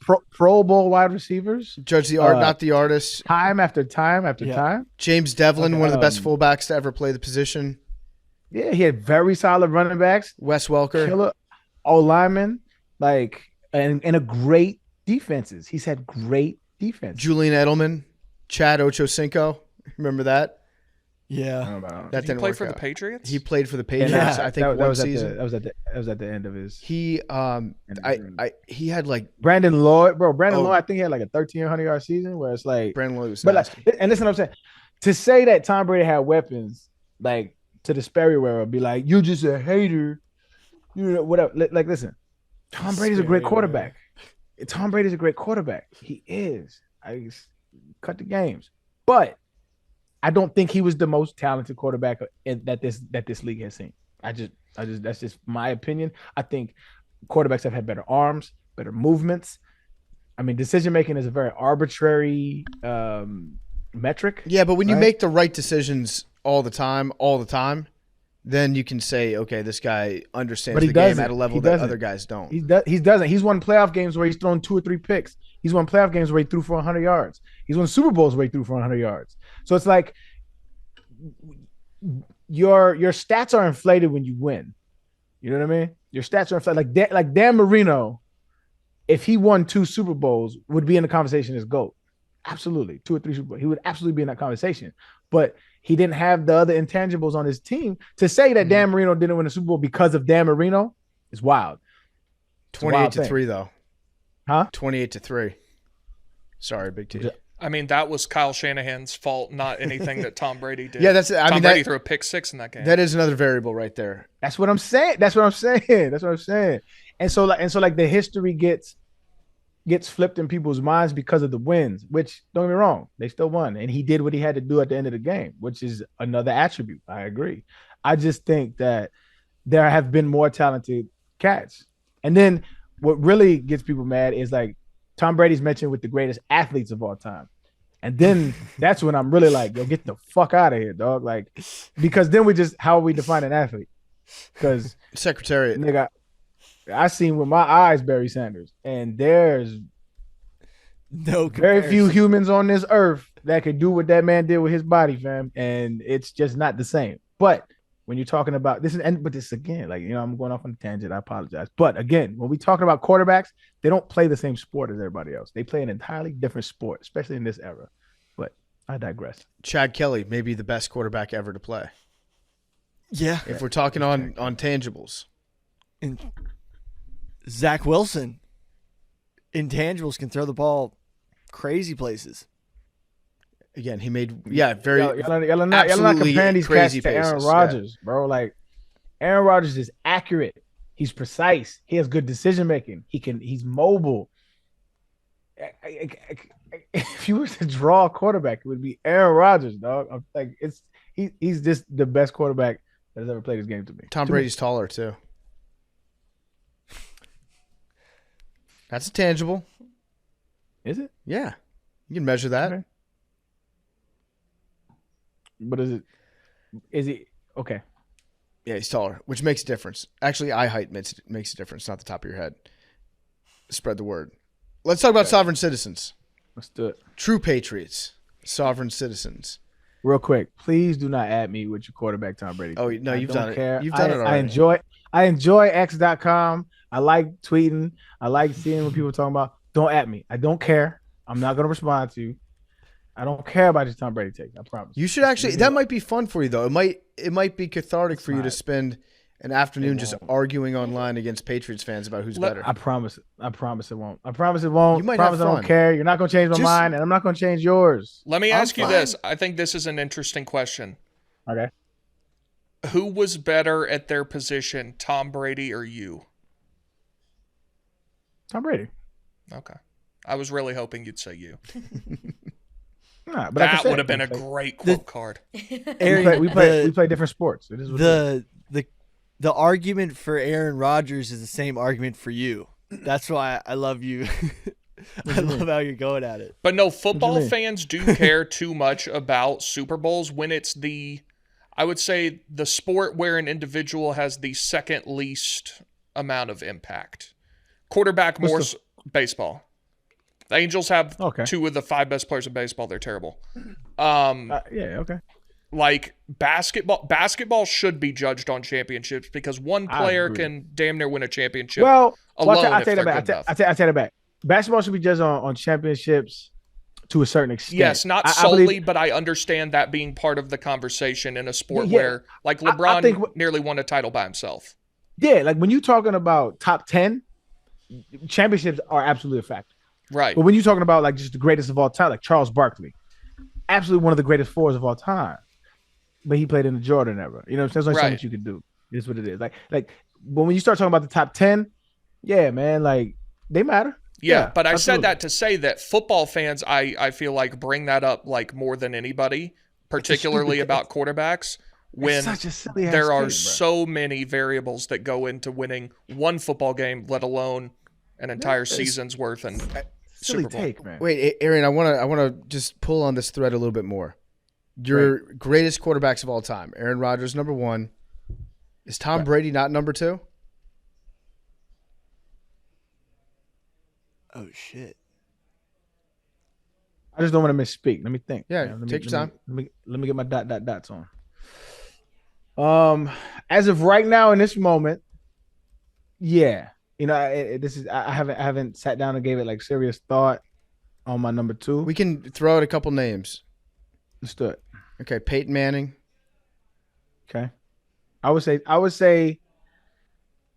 Peyton Manning has a better arm than Tom Brady as well. Let's go. Let's go. Wait. I gotta disagree with that. I think Tom Brady's thrown way more consistently throughout his career than Peyton Manning did. Well, okay, so if we're measuring consistency, I would say Tom Brady's more consistent than Peyton Manning. But what I would say is the highs to me are higher for Peyton Manning, meaning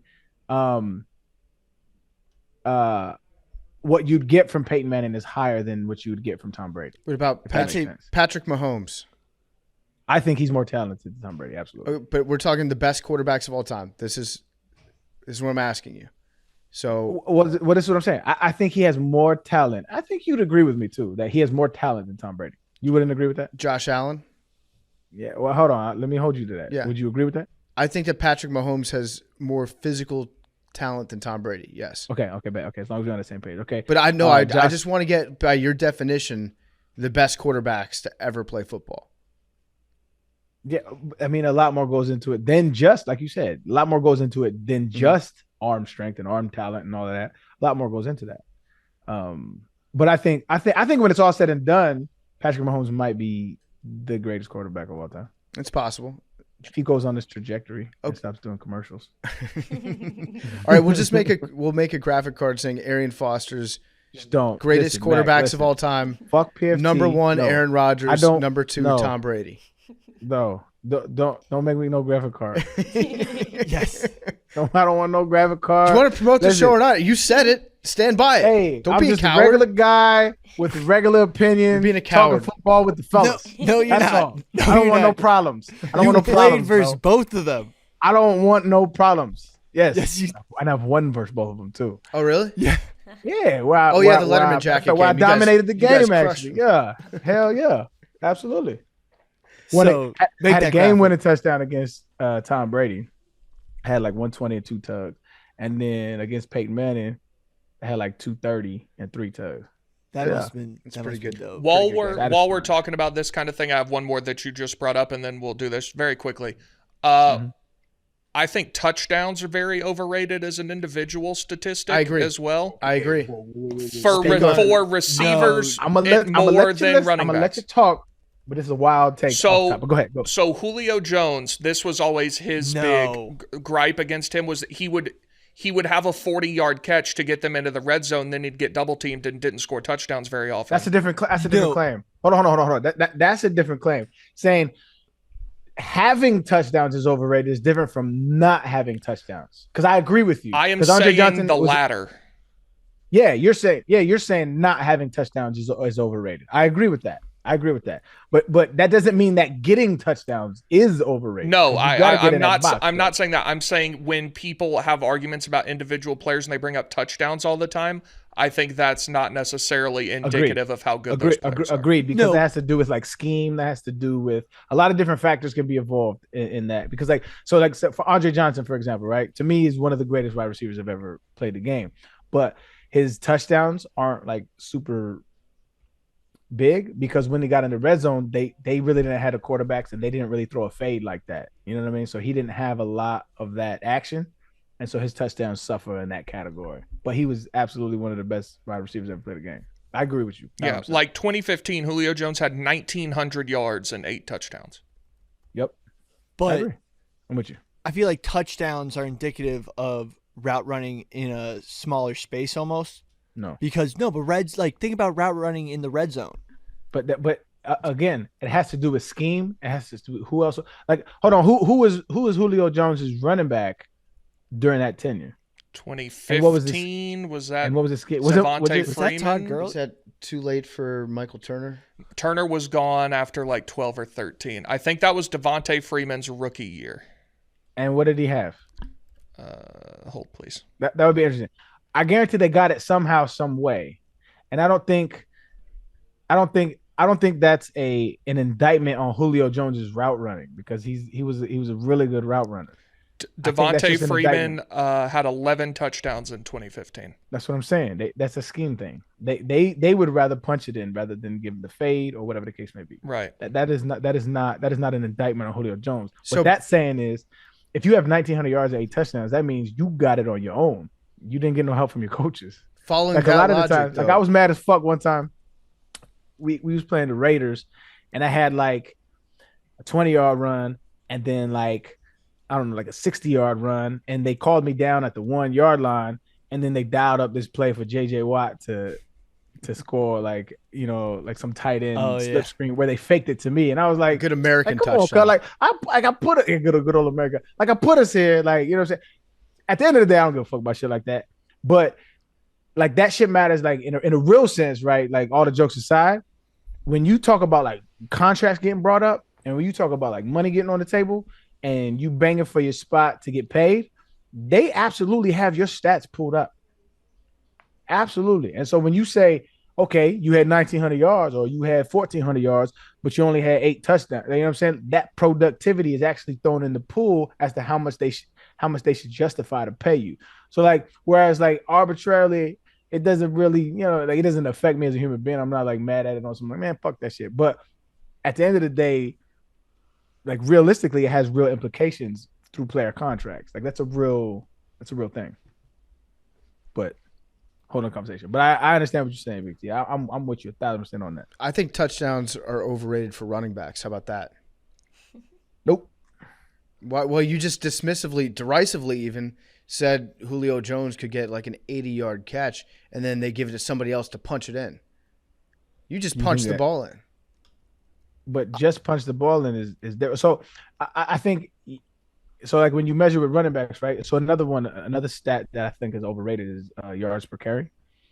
This is the reasons why. If you have 56 yards rushing, 30 rush attempts, and 3 touchdowns, I would say you have a point. But over the course of the year, that usually evens out, right? Around anywhere from 4 to 5 yards per carry, 10 plus touchdowns, you're doing what you're supposed to be doing. Absolutely doing what you're supposed to be doing. Also, every other running back is competing with the same metric, so you can compare apples to apples on that one. I mean, yes and no. That's what I said. Like variables matter, man. Like all this shit matters, man. Like, and that's why football is such a silly sport to like barbershop talk about, because like when you see behind the scenes, as far as like I remember my second year in the league when I led the league in rushing. My last game I had 180 yards against Jacksonville, right? I had 180 yards, and we was on the sidelines, and the game was over. We was done, and I hear people on the sideline like, "How much does he need? How much does he need?" And I didn't even know it was a thing. They wanted me to break the record for undrafted running backs rushing. And it was like, yo, you only need like, I would think it was like 3 or 4 yards. And so they put me back in the game to go break the record. That type shit happens. Mm-hmm. You know what I'm saying? And so it's like, there's a lot of politics involved in shit like this. And also I've seen it on the other side where cats go and they need 20 yards. They need a touchdown to get an incentive in their contract, and they get sat and the coaches don't play them. Mm-hmm. So I've seen it like on both sides of the coins, where it's like, that's why like a lot of this shit to me is just like foo-foo, because it just depends. A lot of the shit is just, there's so many variables and so many strings being pulled. It's a show, man. It's entertainment at the end of the day, not scripted, but it's definitely, people have decisions to make. I think this is my favorite stat line, maybe in sports history. Jerome Bettis in one game had 5 rush attempts for 1 yard and 3 touchdowns. That was towards the end of his career, though. Yeah. Don't do the bust like that. No, he was a GOAT, man. Yeah, Jerome Bettis was a good running back. That's not like indicative. He was great. But he had 0.2 yards per attempt at 3 touchdowns, 5 carries. Pretty good. You know what that was? That was Bill Cowher and that organization. I fuck with you as a human. Yeah. Deuce Staley must it's have been so pissed off. It's Udonis Haslam. Yep. He on the Heat because he's a good dude. Yep. They love him. Imagine playing somebody in fantasy that week who you lose by like 4 points and their running back had a yard but got 18 points because he had 3 touchdowns. Yeah, you would have to quit fantasy. I actually want to talk to Deuce Staley about that and see how he felt after that game. Do you know what his stats were that game? I don't. Can you look it up? What game was it? It was against the Raiders. Steelers-Raiders 2004, I believe. Let's see what old Deuce put up there.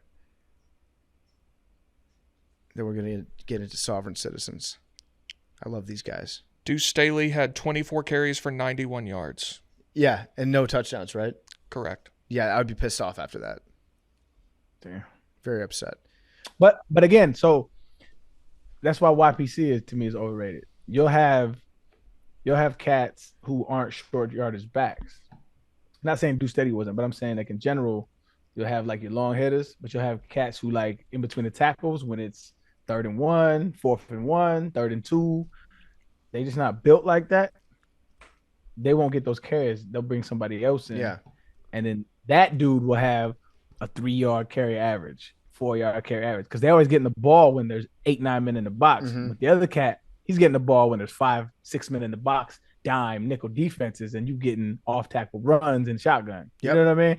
And it's just a lot like stats can be inflated, man. So that's why I don't really look at it like that. Old John Kuhn, if you need 1 yard, he'll get you 3. If you need 5 yards, he'll get you 3.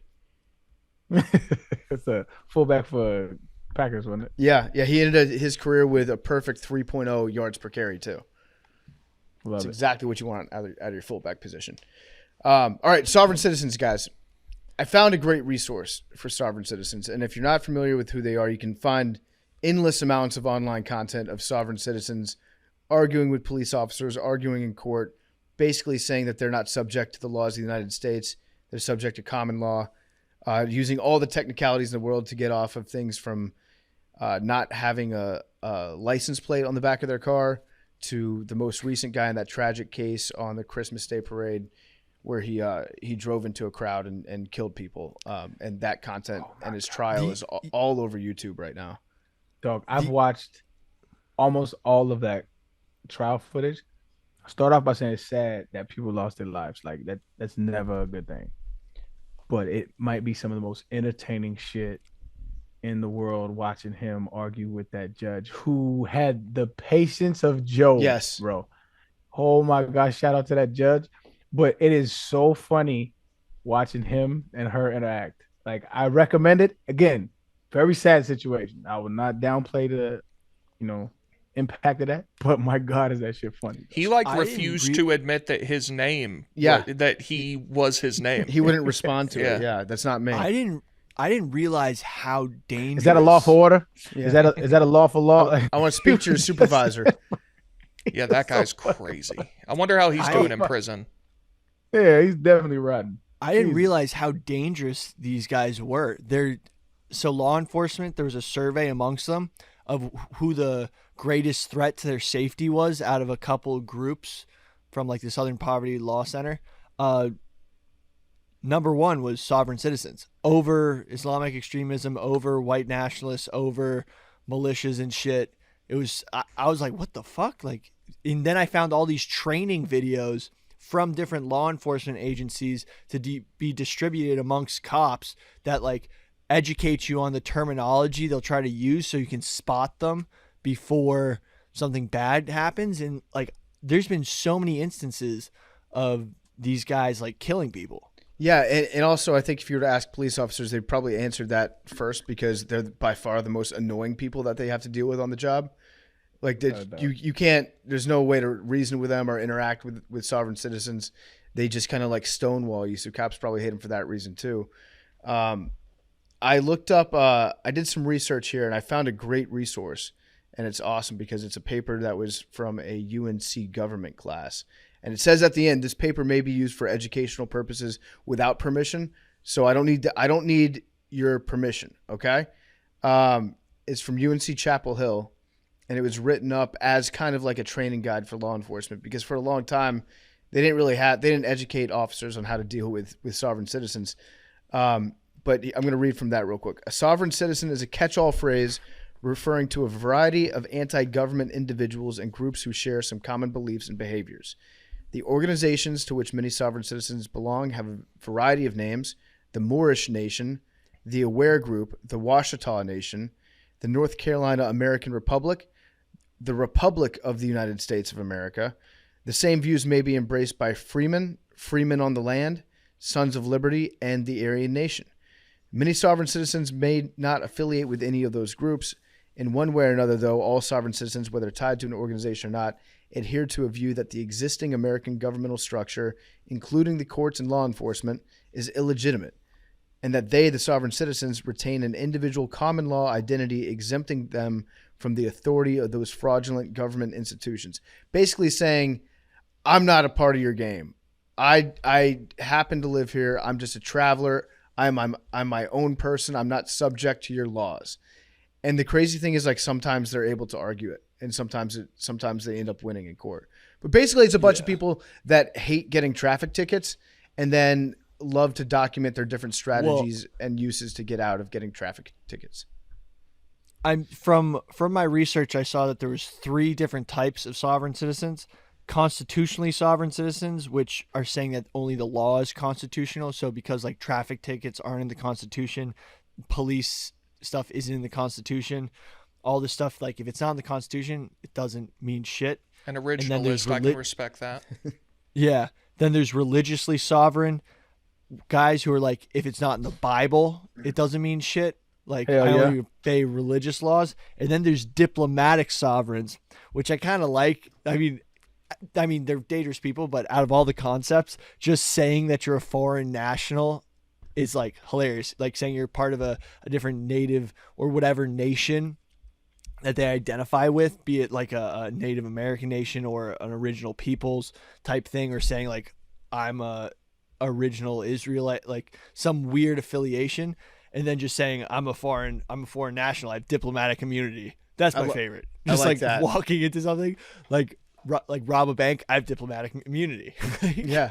Just so totally on the radio out station in Austin that I used to listen to that had Alex Jones on at midday, in the morning they would have this old crank. I think she was in like Missouri or somewhere. And basically her whole show was various sovereign citizens calling up to give tips on how to get out of speeding tickets. And all these guys were like, at best, batting about like 15% in court. And they were all like in dire financial situations because they owed so much money. But they just refused to give up the idea that they could get away with being sovereign citizens. They're very funny. They make their own driver's license. They make their own L's.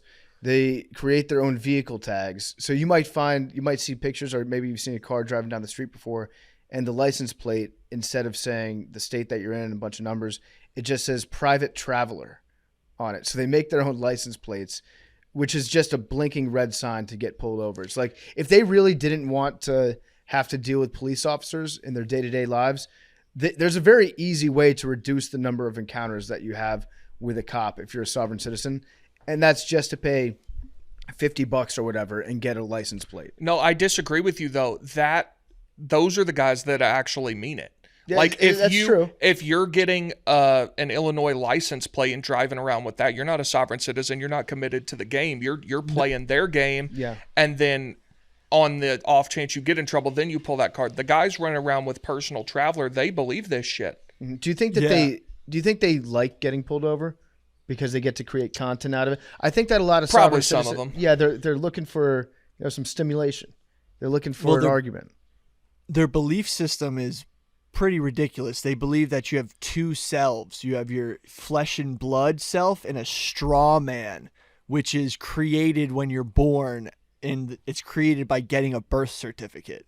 So like burning the birth certificate is a big thing for them because that was the creation of their straw man paper identity, in which the corporation, which they think the US government is, like creates their fake body in order to control them.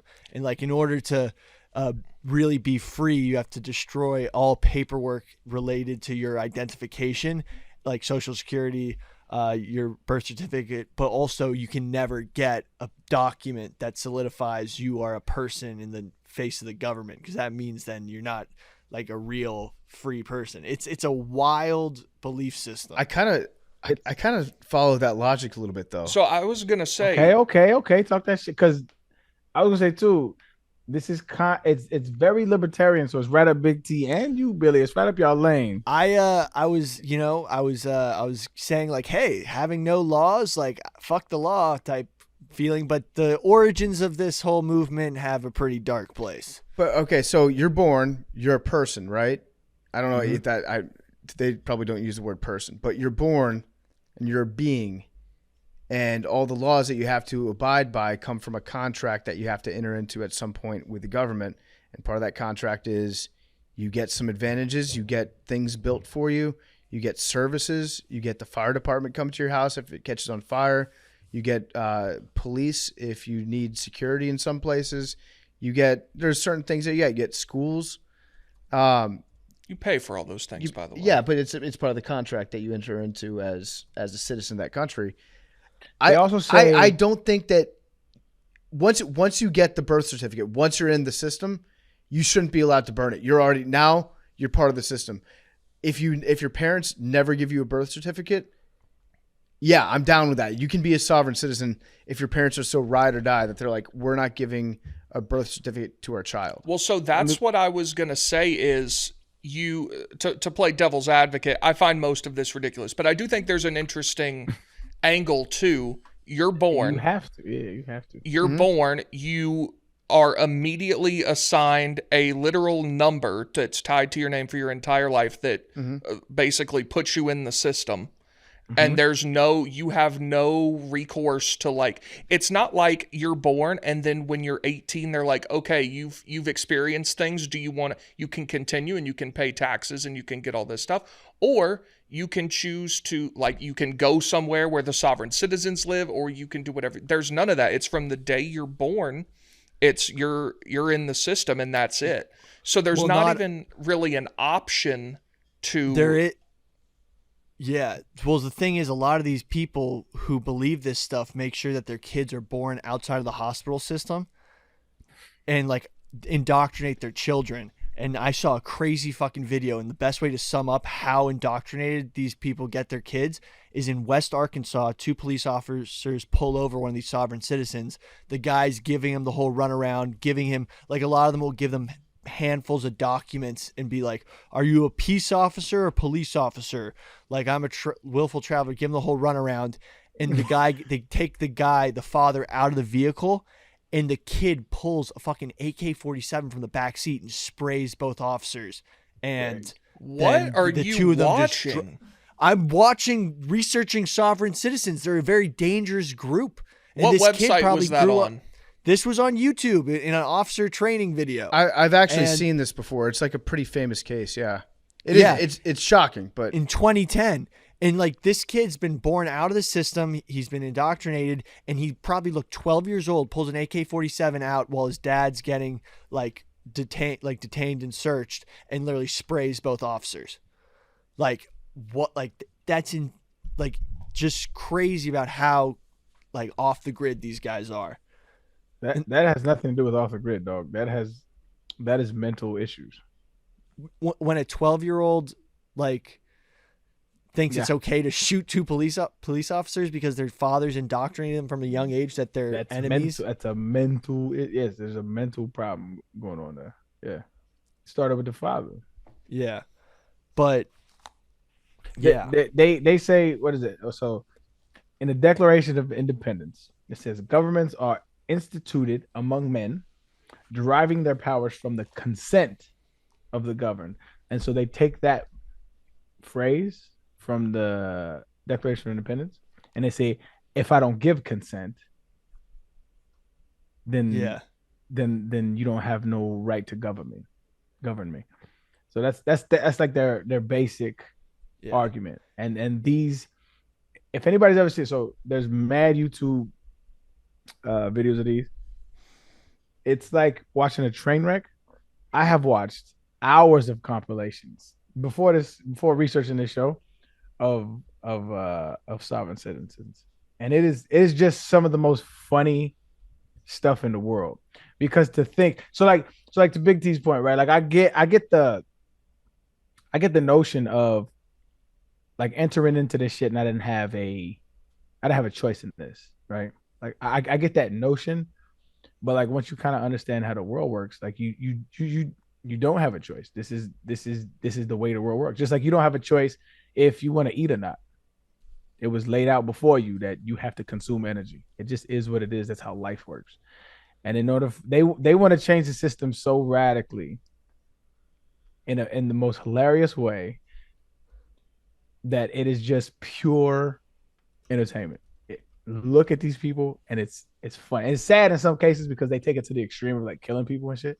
But aside from that, comedy, straight comedy. The other thing they point to is they say that everyone lost their sovereignty after the 14th Amendment.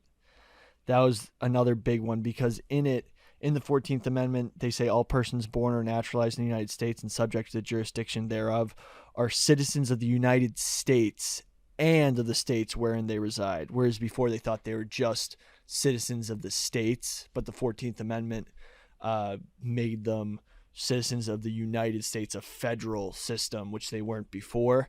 And then they said that federal system became a corporation that's enslaving everyone for tax dollars. And the origins of all that was in like the 1960s. A Christian white supremacist group called the Posse Comitatus believed that there was a global Jewish conspiracy that bought the country, and part of it was like it was just a corporation and they're being slaves. Yeah. And taxation was slavery. They also sometimes fill out official paperwork in red ink because they think that red ink means that it's not an official document. So they think that will get them off all the charges. They also think that they can lay claim to vast sums of money held by the United States Treasury based on the premise that the government has secretly pledged them as security for the country's debts. So they just try to like file liens against people and against the federal government and just try to get money from the U.S. Treasury being like, that's my money, give it to me. Usually doesn't work. In fact, it never works. So yeah, the videos are so funny too, because they get pulled over and you can spot within usually like, I don't know, 2 seconds if the guy's going to be a sovereign citizen. Yeah. I think Tim Thomas, the goaltender for the Boston Bruins, was a sovereign citizen. That checks out. Remember him? Yeah. Yeah. He refused to go to the White House. Yep. Yeah. He was the first. That's right. Who was president? Was that Obama? Yeah, but I don't think it had anything to do with like Democrat versus Republican. I think he was just like, I don't recognize the White House as having any authority over me. I thought he said something about Obama, but either way, yeah, he probably didn't like Obama. That's probably part of it. Yeah. But he was he was really the first guy to do something like that. Good friends with Ron Russillo. Went to college together. Did not know that. Russillo might be a sovereign citizen. I'll have to ask him. So although the myriad sovereign citizen groups and individuals not tied to a particular group all have their own idiosyncrasies in their beliefs, they tend to share some common ideas. The first is that there are two classes of citizens within the United States. One class is sovereign or de jure citizens or original citizens of the states. The second class, as Billy mentioned, first created by the 14th Amendment, is federal or U.S. citizens. Sovereign citizens enjoy all the rights of the Constitution, but federal citizens do not. Federal citizens, the sovereigns believe, have bargained away their freedoms by accepting benefits from the United States government. Much of what sovereigns do is intended to rescind or denounce that federal citizenship and reclaim their common law sovereign citizen status within all its rights. That helps explain why they refuse to get driver's licenses, Ls, or register vehicles, reject Social Security, avoid using zip codes, and may not pay taxes. And one thing that they do that rocks, by the way, is if there's a house that's just empty, they'll just show up and claim squatters' rights on it. And they're just like, this house belongs to me now. Are hilarious too. It's probably not that funny if it's your house and you still own it. But if it's a house that's in foreclosure or belongs to a bank, I wish them all the luck in the world, just like setting up a folding chair inside the house and saying, this belongs to me. I will not reject any other ownership of it. You know what's really funny? There's a dude you can hire if you have squatters in your house to go live with the squatters and bother them so much that they move out. How do you do that? So he just goes in and he's like, oh, I'm living here too. And they're like, no, you're not. And he's just like, yeah, I am. And then he like keeps them up all night. I bet Frank the Tank would be really good at that job. Yeah. Just show up and put a Mets game on. Just a loop of Mets Dolphins games back to back to back to back to back, and just have him go nuts.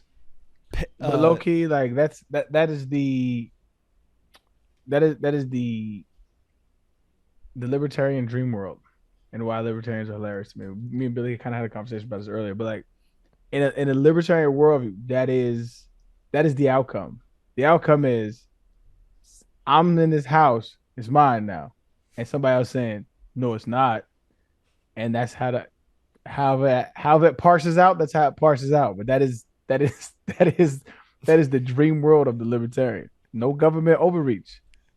None. You know what? We settle this how we settle this shit. I'll give it up to sovereign citizens. I'm definitely a sheeple. We're all big time sheeple. Yeah. The government says jump, we say how high. I've got a driver's do it. license. I registered a car. I use zip codes. I write in blue ink. Yo, have you seen the libertarian presidential debate? Yeah. Where they was sitting there talking about driver's licenses, and the one dude, I think it was Gary Johnson from New Mexico, he was like, and they were like, I know. Everybody else was like, no, I don't need a driver's license. What's next? I need a damn license to toast my toast. And the crowd goes crazy. And then Gary Johnson was like, I mean, I don't know. I would like to see some kind of competency in order to operate a vehicle to that capacity. And the whole crowd just starts booing. Yeah. It's fucking hilarious. That's great. Can we make a clip of that and then put in the libertarian debate? It's so funny because he's like, he doesn't want to say that we should have driver's licenses, but he knows that like at the end of the day, if he's running for serious office, he has to like throw a bone to the mass and be like, yeah, you should have to pass a driving test to drive. Yeah, it was like some kind of competency in order to operate a vehicle of that sort. And everybody's like, boo. Get the fuck off the stage. Fuck out of here, bro. It's funny, like if you have a debate that between sovereign citizens that are both, I guess they would never run for like state office, but hardcore true blood libertarians, a debate amongst them could never progress past anything. You can't ever get anything done. You have to be able to, if you're a libertarian, you want to get elected to office, you still have to like have some modicum of going against everything that you pretend to be as a libertarian. Well, it would boil down to like, not in the political theory sense, but just in the colloquial sense of like anarchy and like whoever has the biggest army. Because you have to, like in our world, property rights, for example, like property, it has to be adjudicated. Like this is my property and I bought it, you know, and I have a lease. I mean, I have the it's contractually owned by me, protected by the state. Libertarians don't believe in like government overreach. And that's the funny thing about libertarians is like everybody has their own idea of like what government overreach means. But like police, that's government. Court systems, that's government. Would you have your own separate courts for each neighborhood? And then if I have a property, like who's to say it's your property? You have to adjudicate that. And the only way to adjudicate that without a court system that has government involved, whoever has the bigger army. The government is just monopoly of violence. And it is. That's what they say. But it's true, and I agree with that. In order to exist in a society, you have to agree to some kind of violent contract of consequence. And it doesn't have to be physical violence. It could be, it's a threat of physical violence always, but it's like jail. That's the threat of violence. It's like if you don't go to jail, we will physically remove you from your home and you will go to jail. That's physical violence. You know what I mean? Like, so all of that is contractually agreed by this society. And we agree that has to take place. And libertarians would argue that it doesn't. And I kind of agree to a certain extent that it does. And where I would, part ways with most people is like, what does it take to get to that point? But it's an interesting argument, especially when you hear a libertarian talk about it. It's very interesting. Yeah, they also they refuse to identify themselves, so they call themselves sometimes John Doe. Sometimes they call themselves John Doe Executive Trustee for the Private Contract Trust, known as John Doe. I like that. Yeah. That's good. I mean, some of these First of arguments, his name. Yeah. Refuser of L's. John Doe Secured Party, authorized representative, attorney in fact in behalf of John Doe, with a C with a circle around it. That's a longer one. Sometimes they use the prefix noble, or that's cool too. That's good. Or the suffix cool. Bay, or El Bay. Bay? Yeah, that's got to be new. B-A-E? No, B-E-Y. Okay. Oh, that's got to be new. The Bay Hive? Yeah. To avoid inadvertent submission to the false government, the sovereign citizen may use red ink, add thumbprints to documents, put the zip code in brackets, or say near as part of the address. So they write their address, but then just put near next to it. I would. Some of these arguments wouldn't probably get you out of a speeding ticket. It'd probably get escalated. But an open container on the subway, being like, I don't consent to your authority, like, probably will get you nowhere. But it might work. It might work. So they do move into houses that Probably are not, foreclosed and abandoned, which is awesome. So what they do is they move in, they have utilities turned on, then they file documents that they believe confirm the new ownership of the property, and then they just don't move out, and they wait for somebody to try to evict them. And they basically bank on people just getting so frustrated with dealing with them that they quit. Paper terrorism is what they call it. But do they pay for the utilities? That's the only thing. Do they participate in buying and selling goods? Yeah, I don't know if you get gas and it's coming from like a city, or the water comes from the city or the local municipality, and then you pay American currency for it. I feel like you're being picky and choosy with which parts of the government that you're respecting. Like the utilities thing, like if they're setting up utilities, like that in itself, I think it's probably like their thing, like we have to do this because of the evil system and we shouldn't have to do this, but we have to survive. Okay, so I actually don't think that paying money would be entering into that contract, because you're saying this person that puts value on it. I don't necessarily, but if you ever rid of it. if you ever get money, if you ever have money, then you're benefiting from that contract. And so that would put you at odds with what your true belief should be, which is the government has no authority whatsoever. Isn't there a group of them that live in the desert? I'm sure. Yeah. That there's like a country within U.S., the Republic of Molossia. Yeah, are they live near Dayton, Nevada. The micronation has not received recognition from any member state of the United Nations. Okay, he pays property taxes. Okay, so he's not phony. Sell out. Yeah. Molossia. So this dude Kevin Baugh, I think he just participates and he's doing it all for sham. They don't call their cars or their vehicles cars. They call them conveyances. When they do that whole, can you prove that I'm driving? And they're like, yeah. They're like, nope, I'm traveling.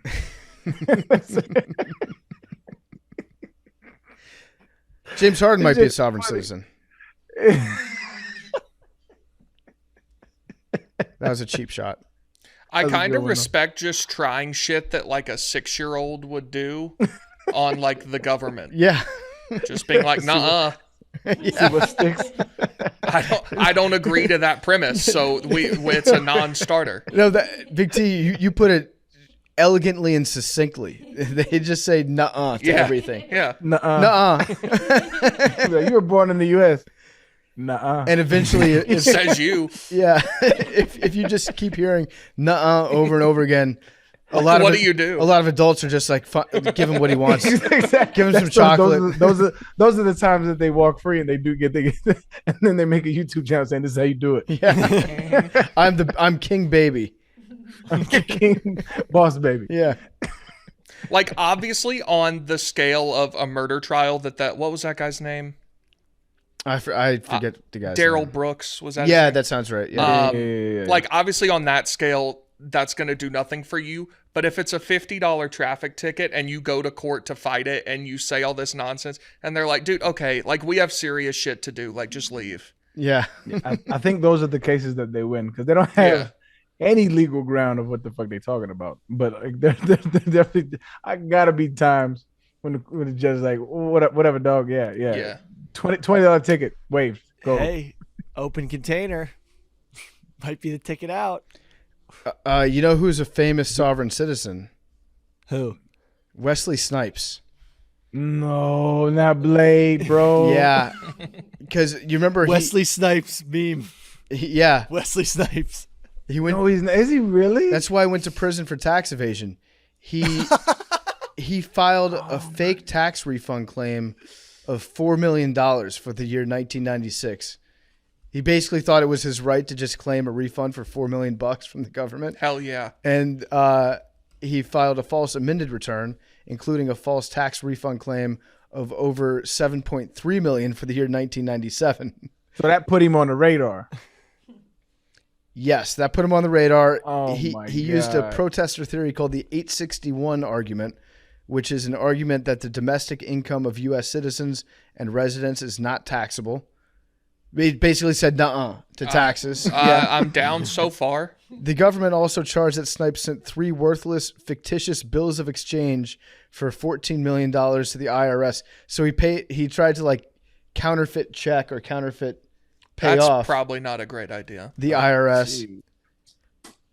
IRS shouldn't exist, but Separate the art from the art. Wesley Snipes is a fucking goat.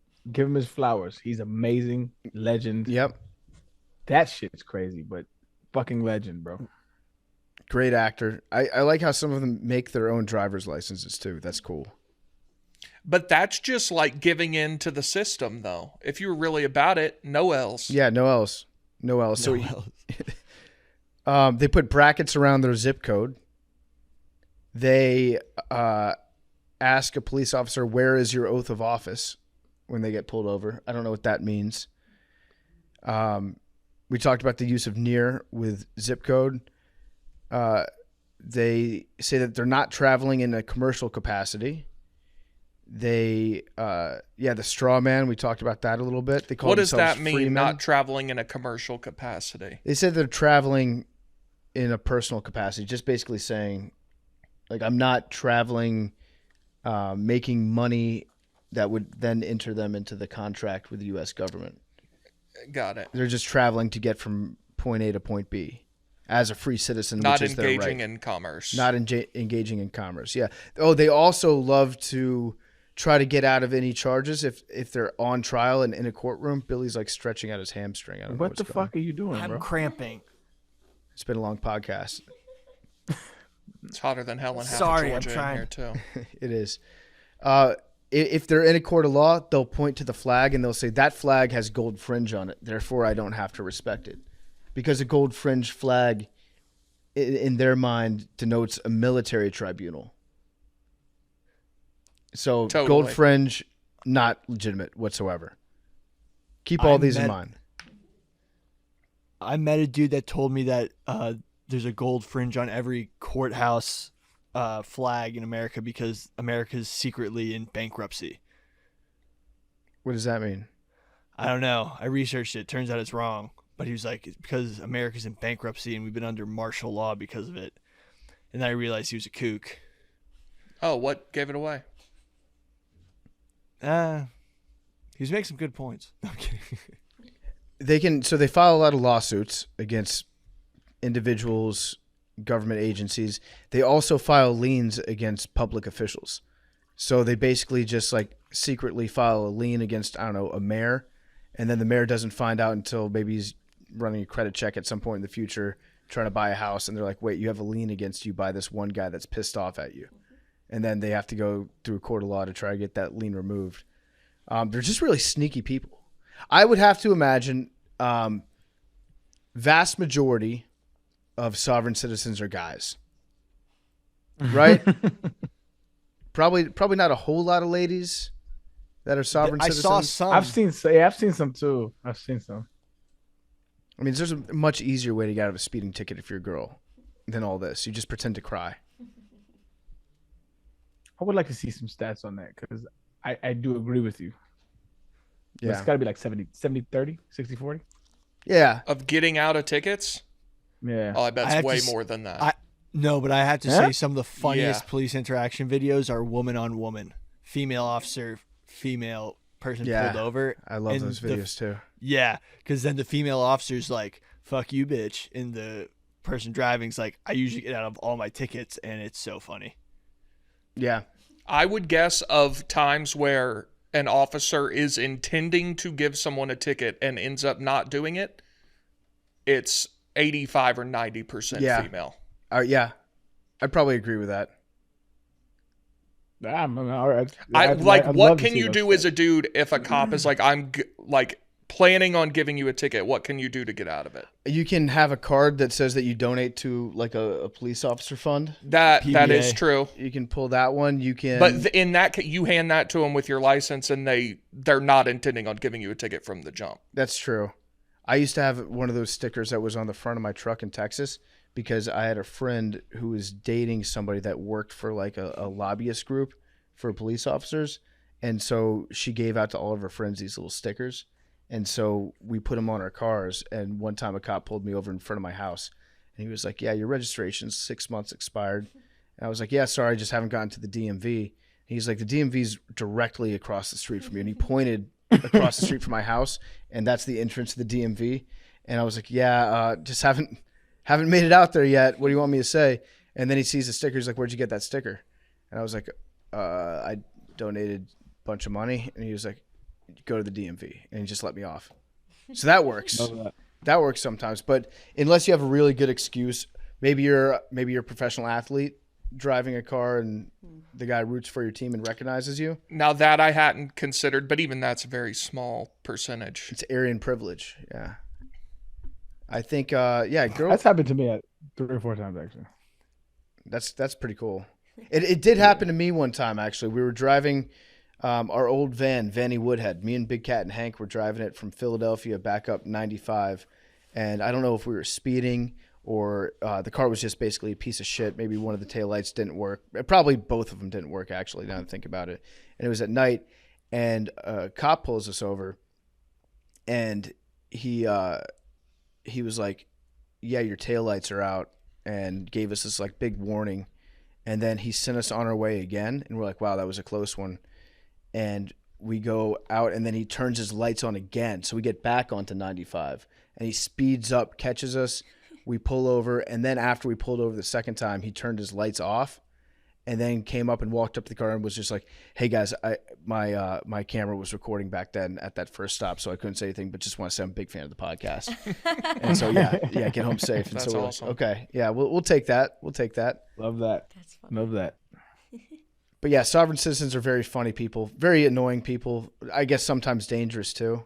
I was actually shocked once you dig into the sovereign citizen movement. It does sound like, sounds like a white guy thing for the most part, but that's not the case. This is it brings people together. It includes races and colors of all stripes. That's what the Moorish nation is. What African American people.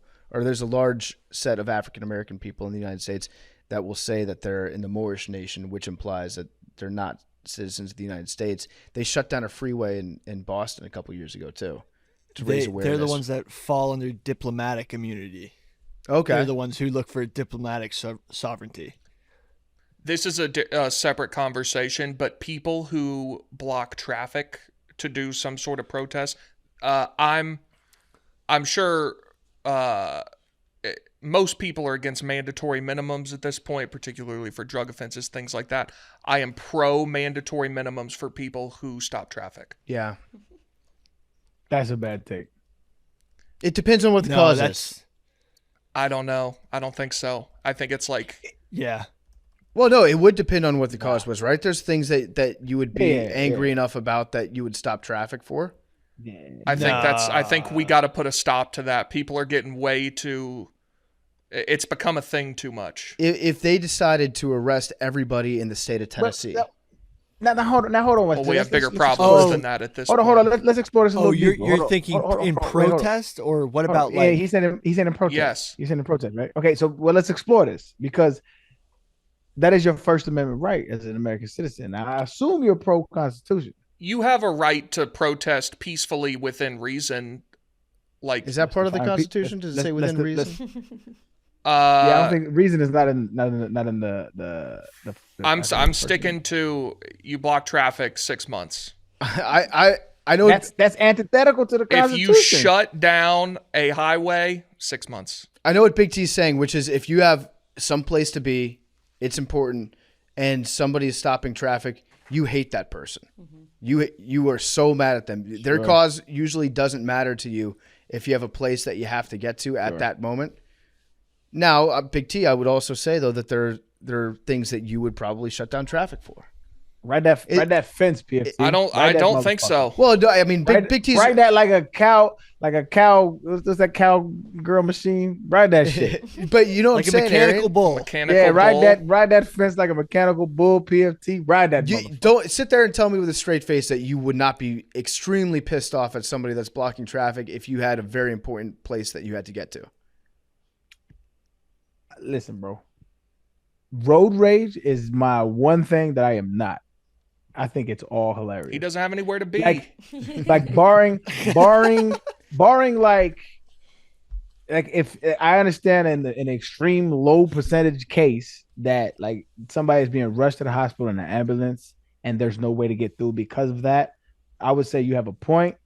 But again, that's it would be a product of the society that we live in. I wouldn't agree with it. I understand it, but I think protest is it's a fundamental American right. That is true. I agree with that. Protests are meant to be disruptive. Like, imagine protesting on the corner where you could just nothing's impeded, everything's just going by. You're not going to get any attention. That's the point of a protest, is to cause disruption. That's the point of it. So it's like it has to be a little disruptive. But we have guardrails in place, like the Westboro Baptist Church. Horrible people. I don't even like using the word church with them. They're awful people. But they have biblical reasoning. No, they don't. Dismiss them. Yes, they do. No, they don't. Yes, they do. They think they do. They do not. I disagree. But when they go to protest a soldier's funeral or whatever, there are cops there saying like, you have to be here. You can't be over here doing this. Like, there are parameters placed on people's protests. What Don't about you have to register for a protest technically? Depends. Sometimes. Big T, what did you think about the truckers up in Canada that were protesting COVID lockdowns and mandatory vaccinations? I don't know enough about that. I'm down with their cause. You just said mandatory minimum sentences. I don't know enough about what went on in that situation. So the cause does matter. No, I'm saying I don't really know what happened. But dude, if you protesting Trump's arrest, fuck out of here. If you protesting climate change, I'm with you, and I'm not mad. But that is also contingent on the person in the car. You know what I'm saying? Like, I understand everybody has their thing. I'm sure somebody would not give a fuck about climate change protests. I need to go to this goddamn supermarket before it closes. I get it. I understand. Oh, okay. But that's the beauty of America, is everybody got their shit. Here's where I will freely admit to being a not in my backyard guy, right? Okay. Truckers, we talked about this with the guy that wrote the book about the Industrial Revolution and what's happening in big tech right now. If AI comes for every trucker's job and it's going to take every trucker off the road, and they get together, they decide to plug up the highways, more power to them. Good for them. With this too. I'm supporting them and their cause 100%. And they're doing what they can to stop this where it needs to stop.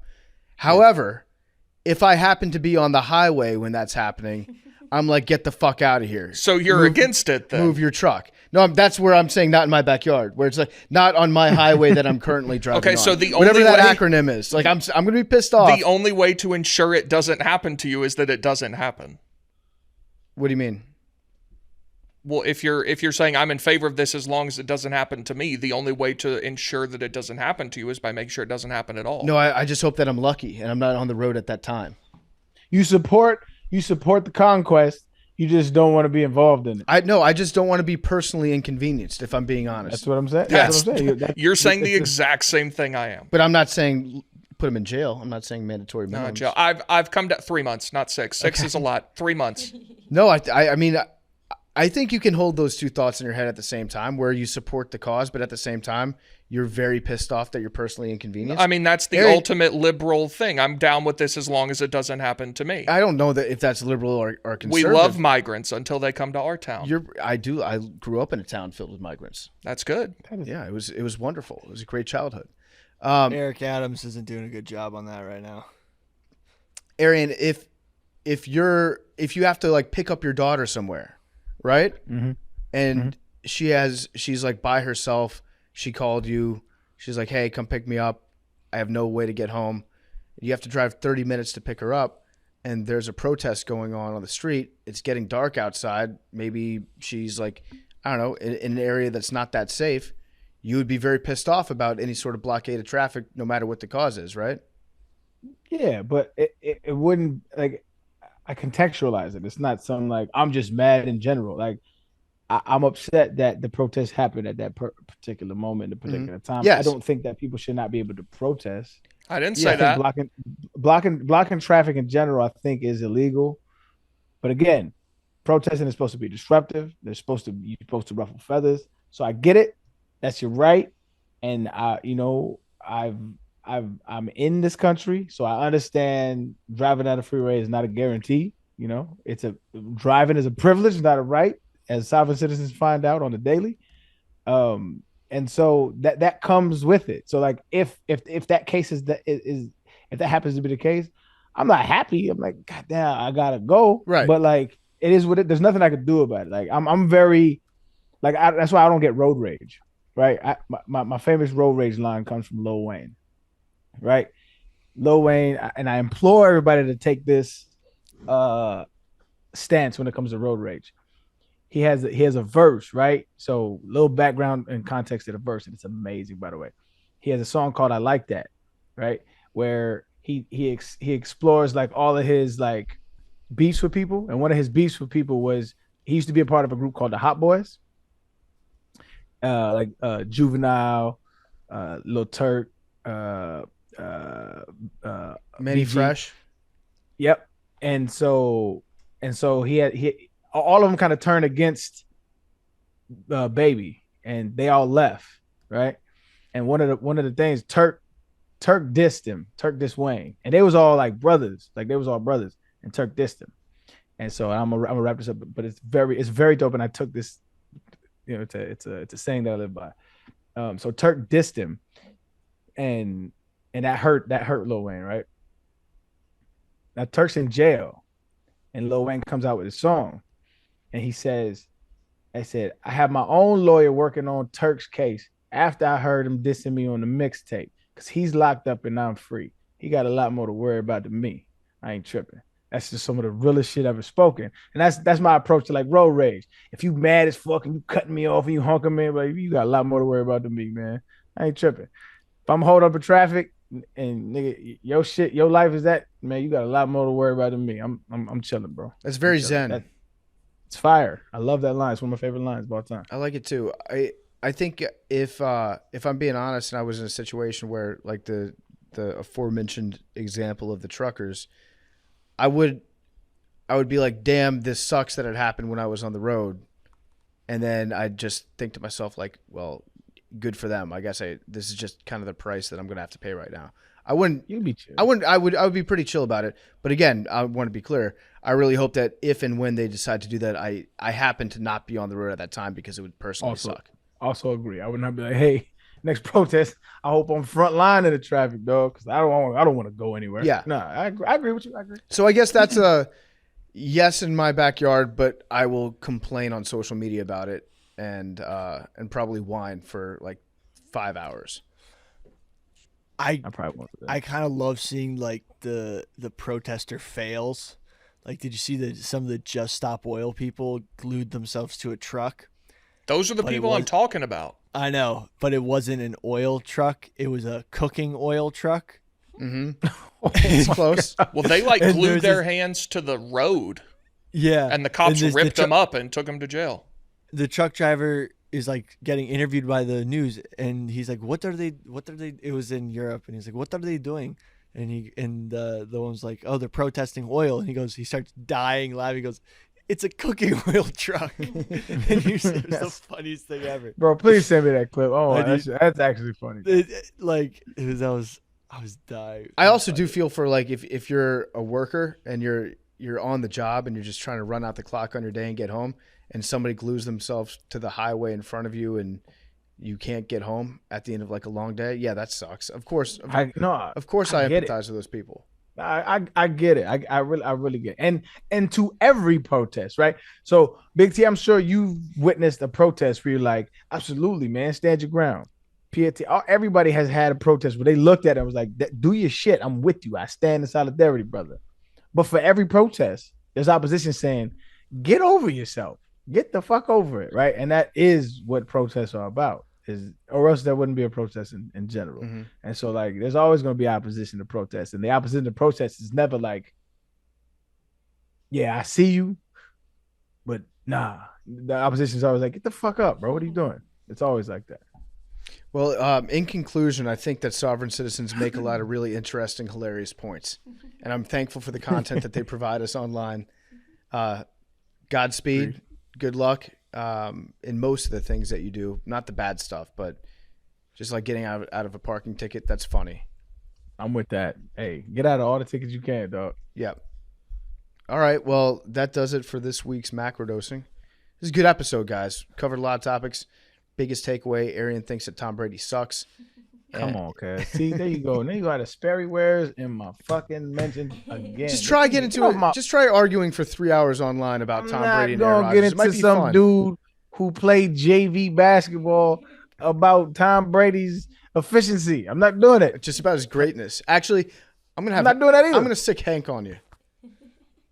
Again. Does he play JV? I'm not talking. I'm not doing it. I will absolutely talk to another NFL player about this. I'll stick Dave Portnoy on you. He would have played. He would have played NFL, but his shoulders are pretty bad. Yeah, and his calves don't fast twitch, and his hips don't move, like all that shit. I don't know. I saw one video where his hips were working pretty good. Can't talk about that federal crime. Yeah, we'll get to Edelman. I'll hit up Edelman, and I'll be like, "Hey, get into an argument with." I would love it. I would because it would be a conversation of peers discussing preference, experience, work at like it would be a good conversation. But me talking to my guy who, watches football leisurely and just loves Tom Brady and got posts, it's not a conversation that I'm willing to have because we're operating from different mechanisms. It just doesn't make sense. Tom Brady. I'm not saying I'm above him. Again, I'm not saying I'm better or whatever. But bro, like while you was doing your job, PFT, while you was, researching for podcasts and stuff, I was lifting weights. I was running routes. I was learning plays. I was studying defenses. That's what I did for a living. Mm-hmm. You know what I'm saying? That's how I fed my family. Like Tom Brady's dated more supermodels. And look where it got you, right here with us. Yeah. Did all that shit. It always for nothing. will. With a little more money, but. What you want me to do? Play football forever, dog? That's another thing. I can't play till I'm 40 as a running back. We play different sports. If you can play a professional sport till you're 40 years old, it's not physically demanding. Sure. Hang on, because you just described 3 of the 4 major sports. That's all I'm saying. That's what. I described a specific position in 3 of the major sports. No, you can play any position in baseball till you're 40. Agreed. You can play. It's not physically demanding. But baseball's not physically demanding. Not in the way that football is, but you have to be an exceptional athlete. I think you have to have exceptional hand-eye coordination. Yeah. And strength. Hockey, you can guys play till they're 40. That's a physically demanding sport. Not in the same way because and basketball. It's not physical in the sense of like. Because there's a variable of ice, you know what I mean? Like that's a huge variable rather than like me exerting my energy towards like they're not judged on how fast they skate. They absolutely are. I think it's not this. It's nowhere near the same. Okay, what about basketball? Again, it's a different position, right? So like LeBron James can play at the age of 40, but he can't play to the same level physically that he could when he was younger. All right, tell you Things what. have to change. There's no 40-year-old running backs for a reason. It's not possible. I want to finish this conversation, but I also want to have.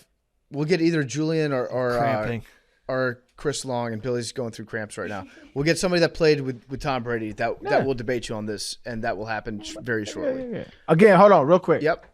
I don't think Tom Brady sucks. Yeah, I don't hate Tom Brady. I don't know the man. I met him a couple times. We always have been cool. He respected my craft. I respect his. This is just a personal preference from a man who spent his life playing the game. That's all it is. Please stay out my mentions. I don't care. I don't hate him. He's great. Just my own thoughts, regardless my own sport I play. Yeah. Perfect. Perfect. Yes. All right. We'll see you guys next Tuesday. Love you guys.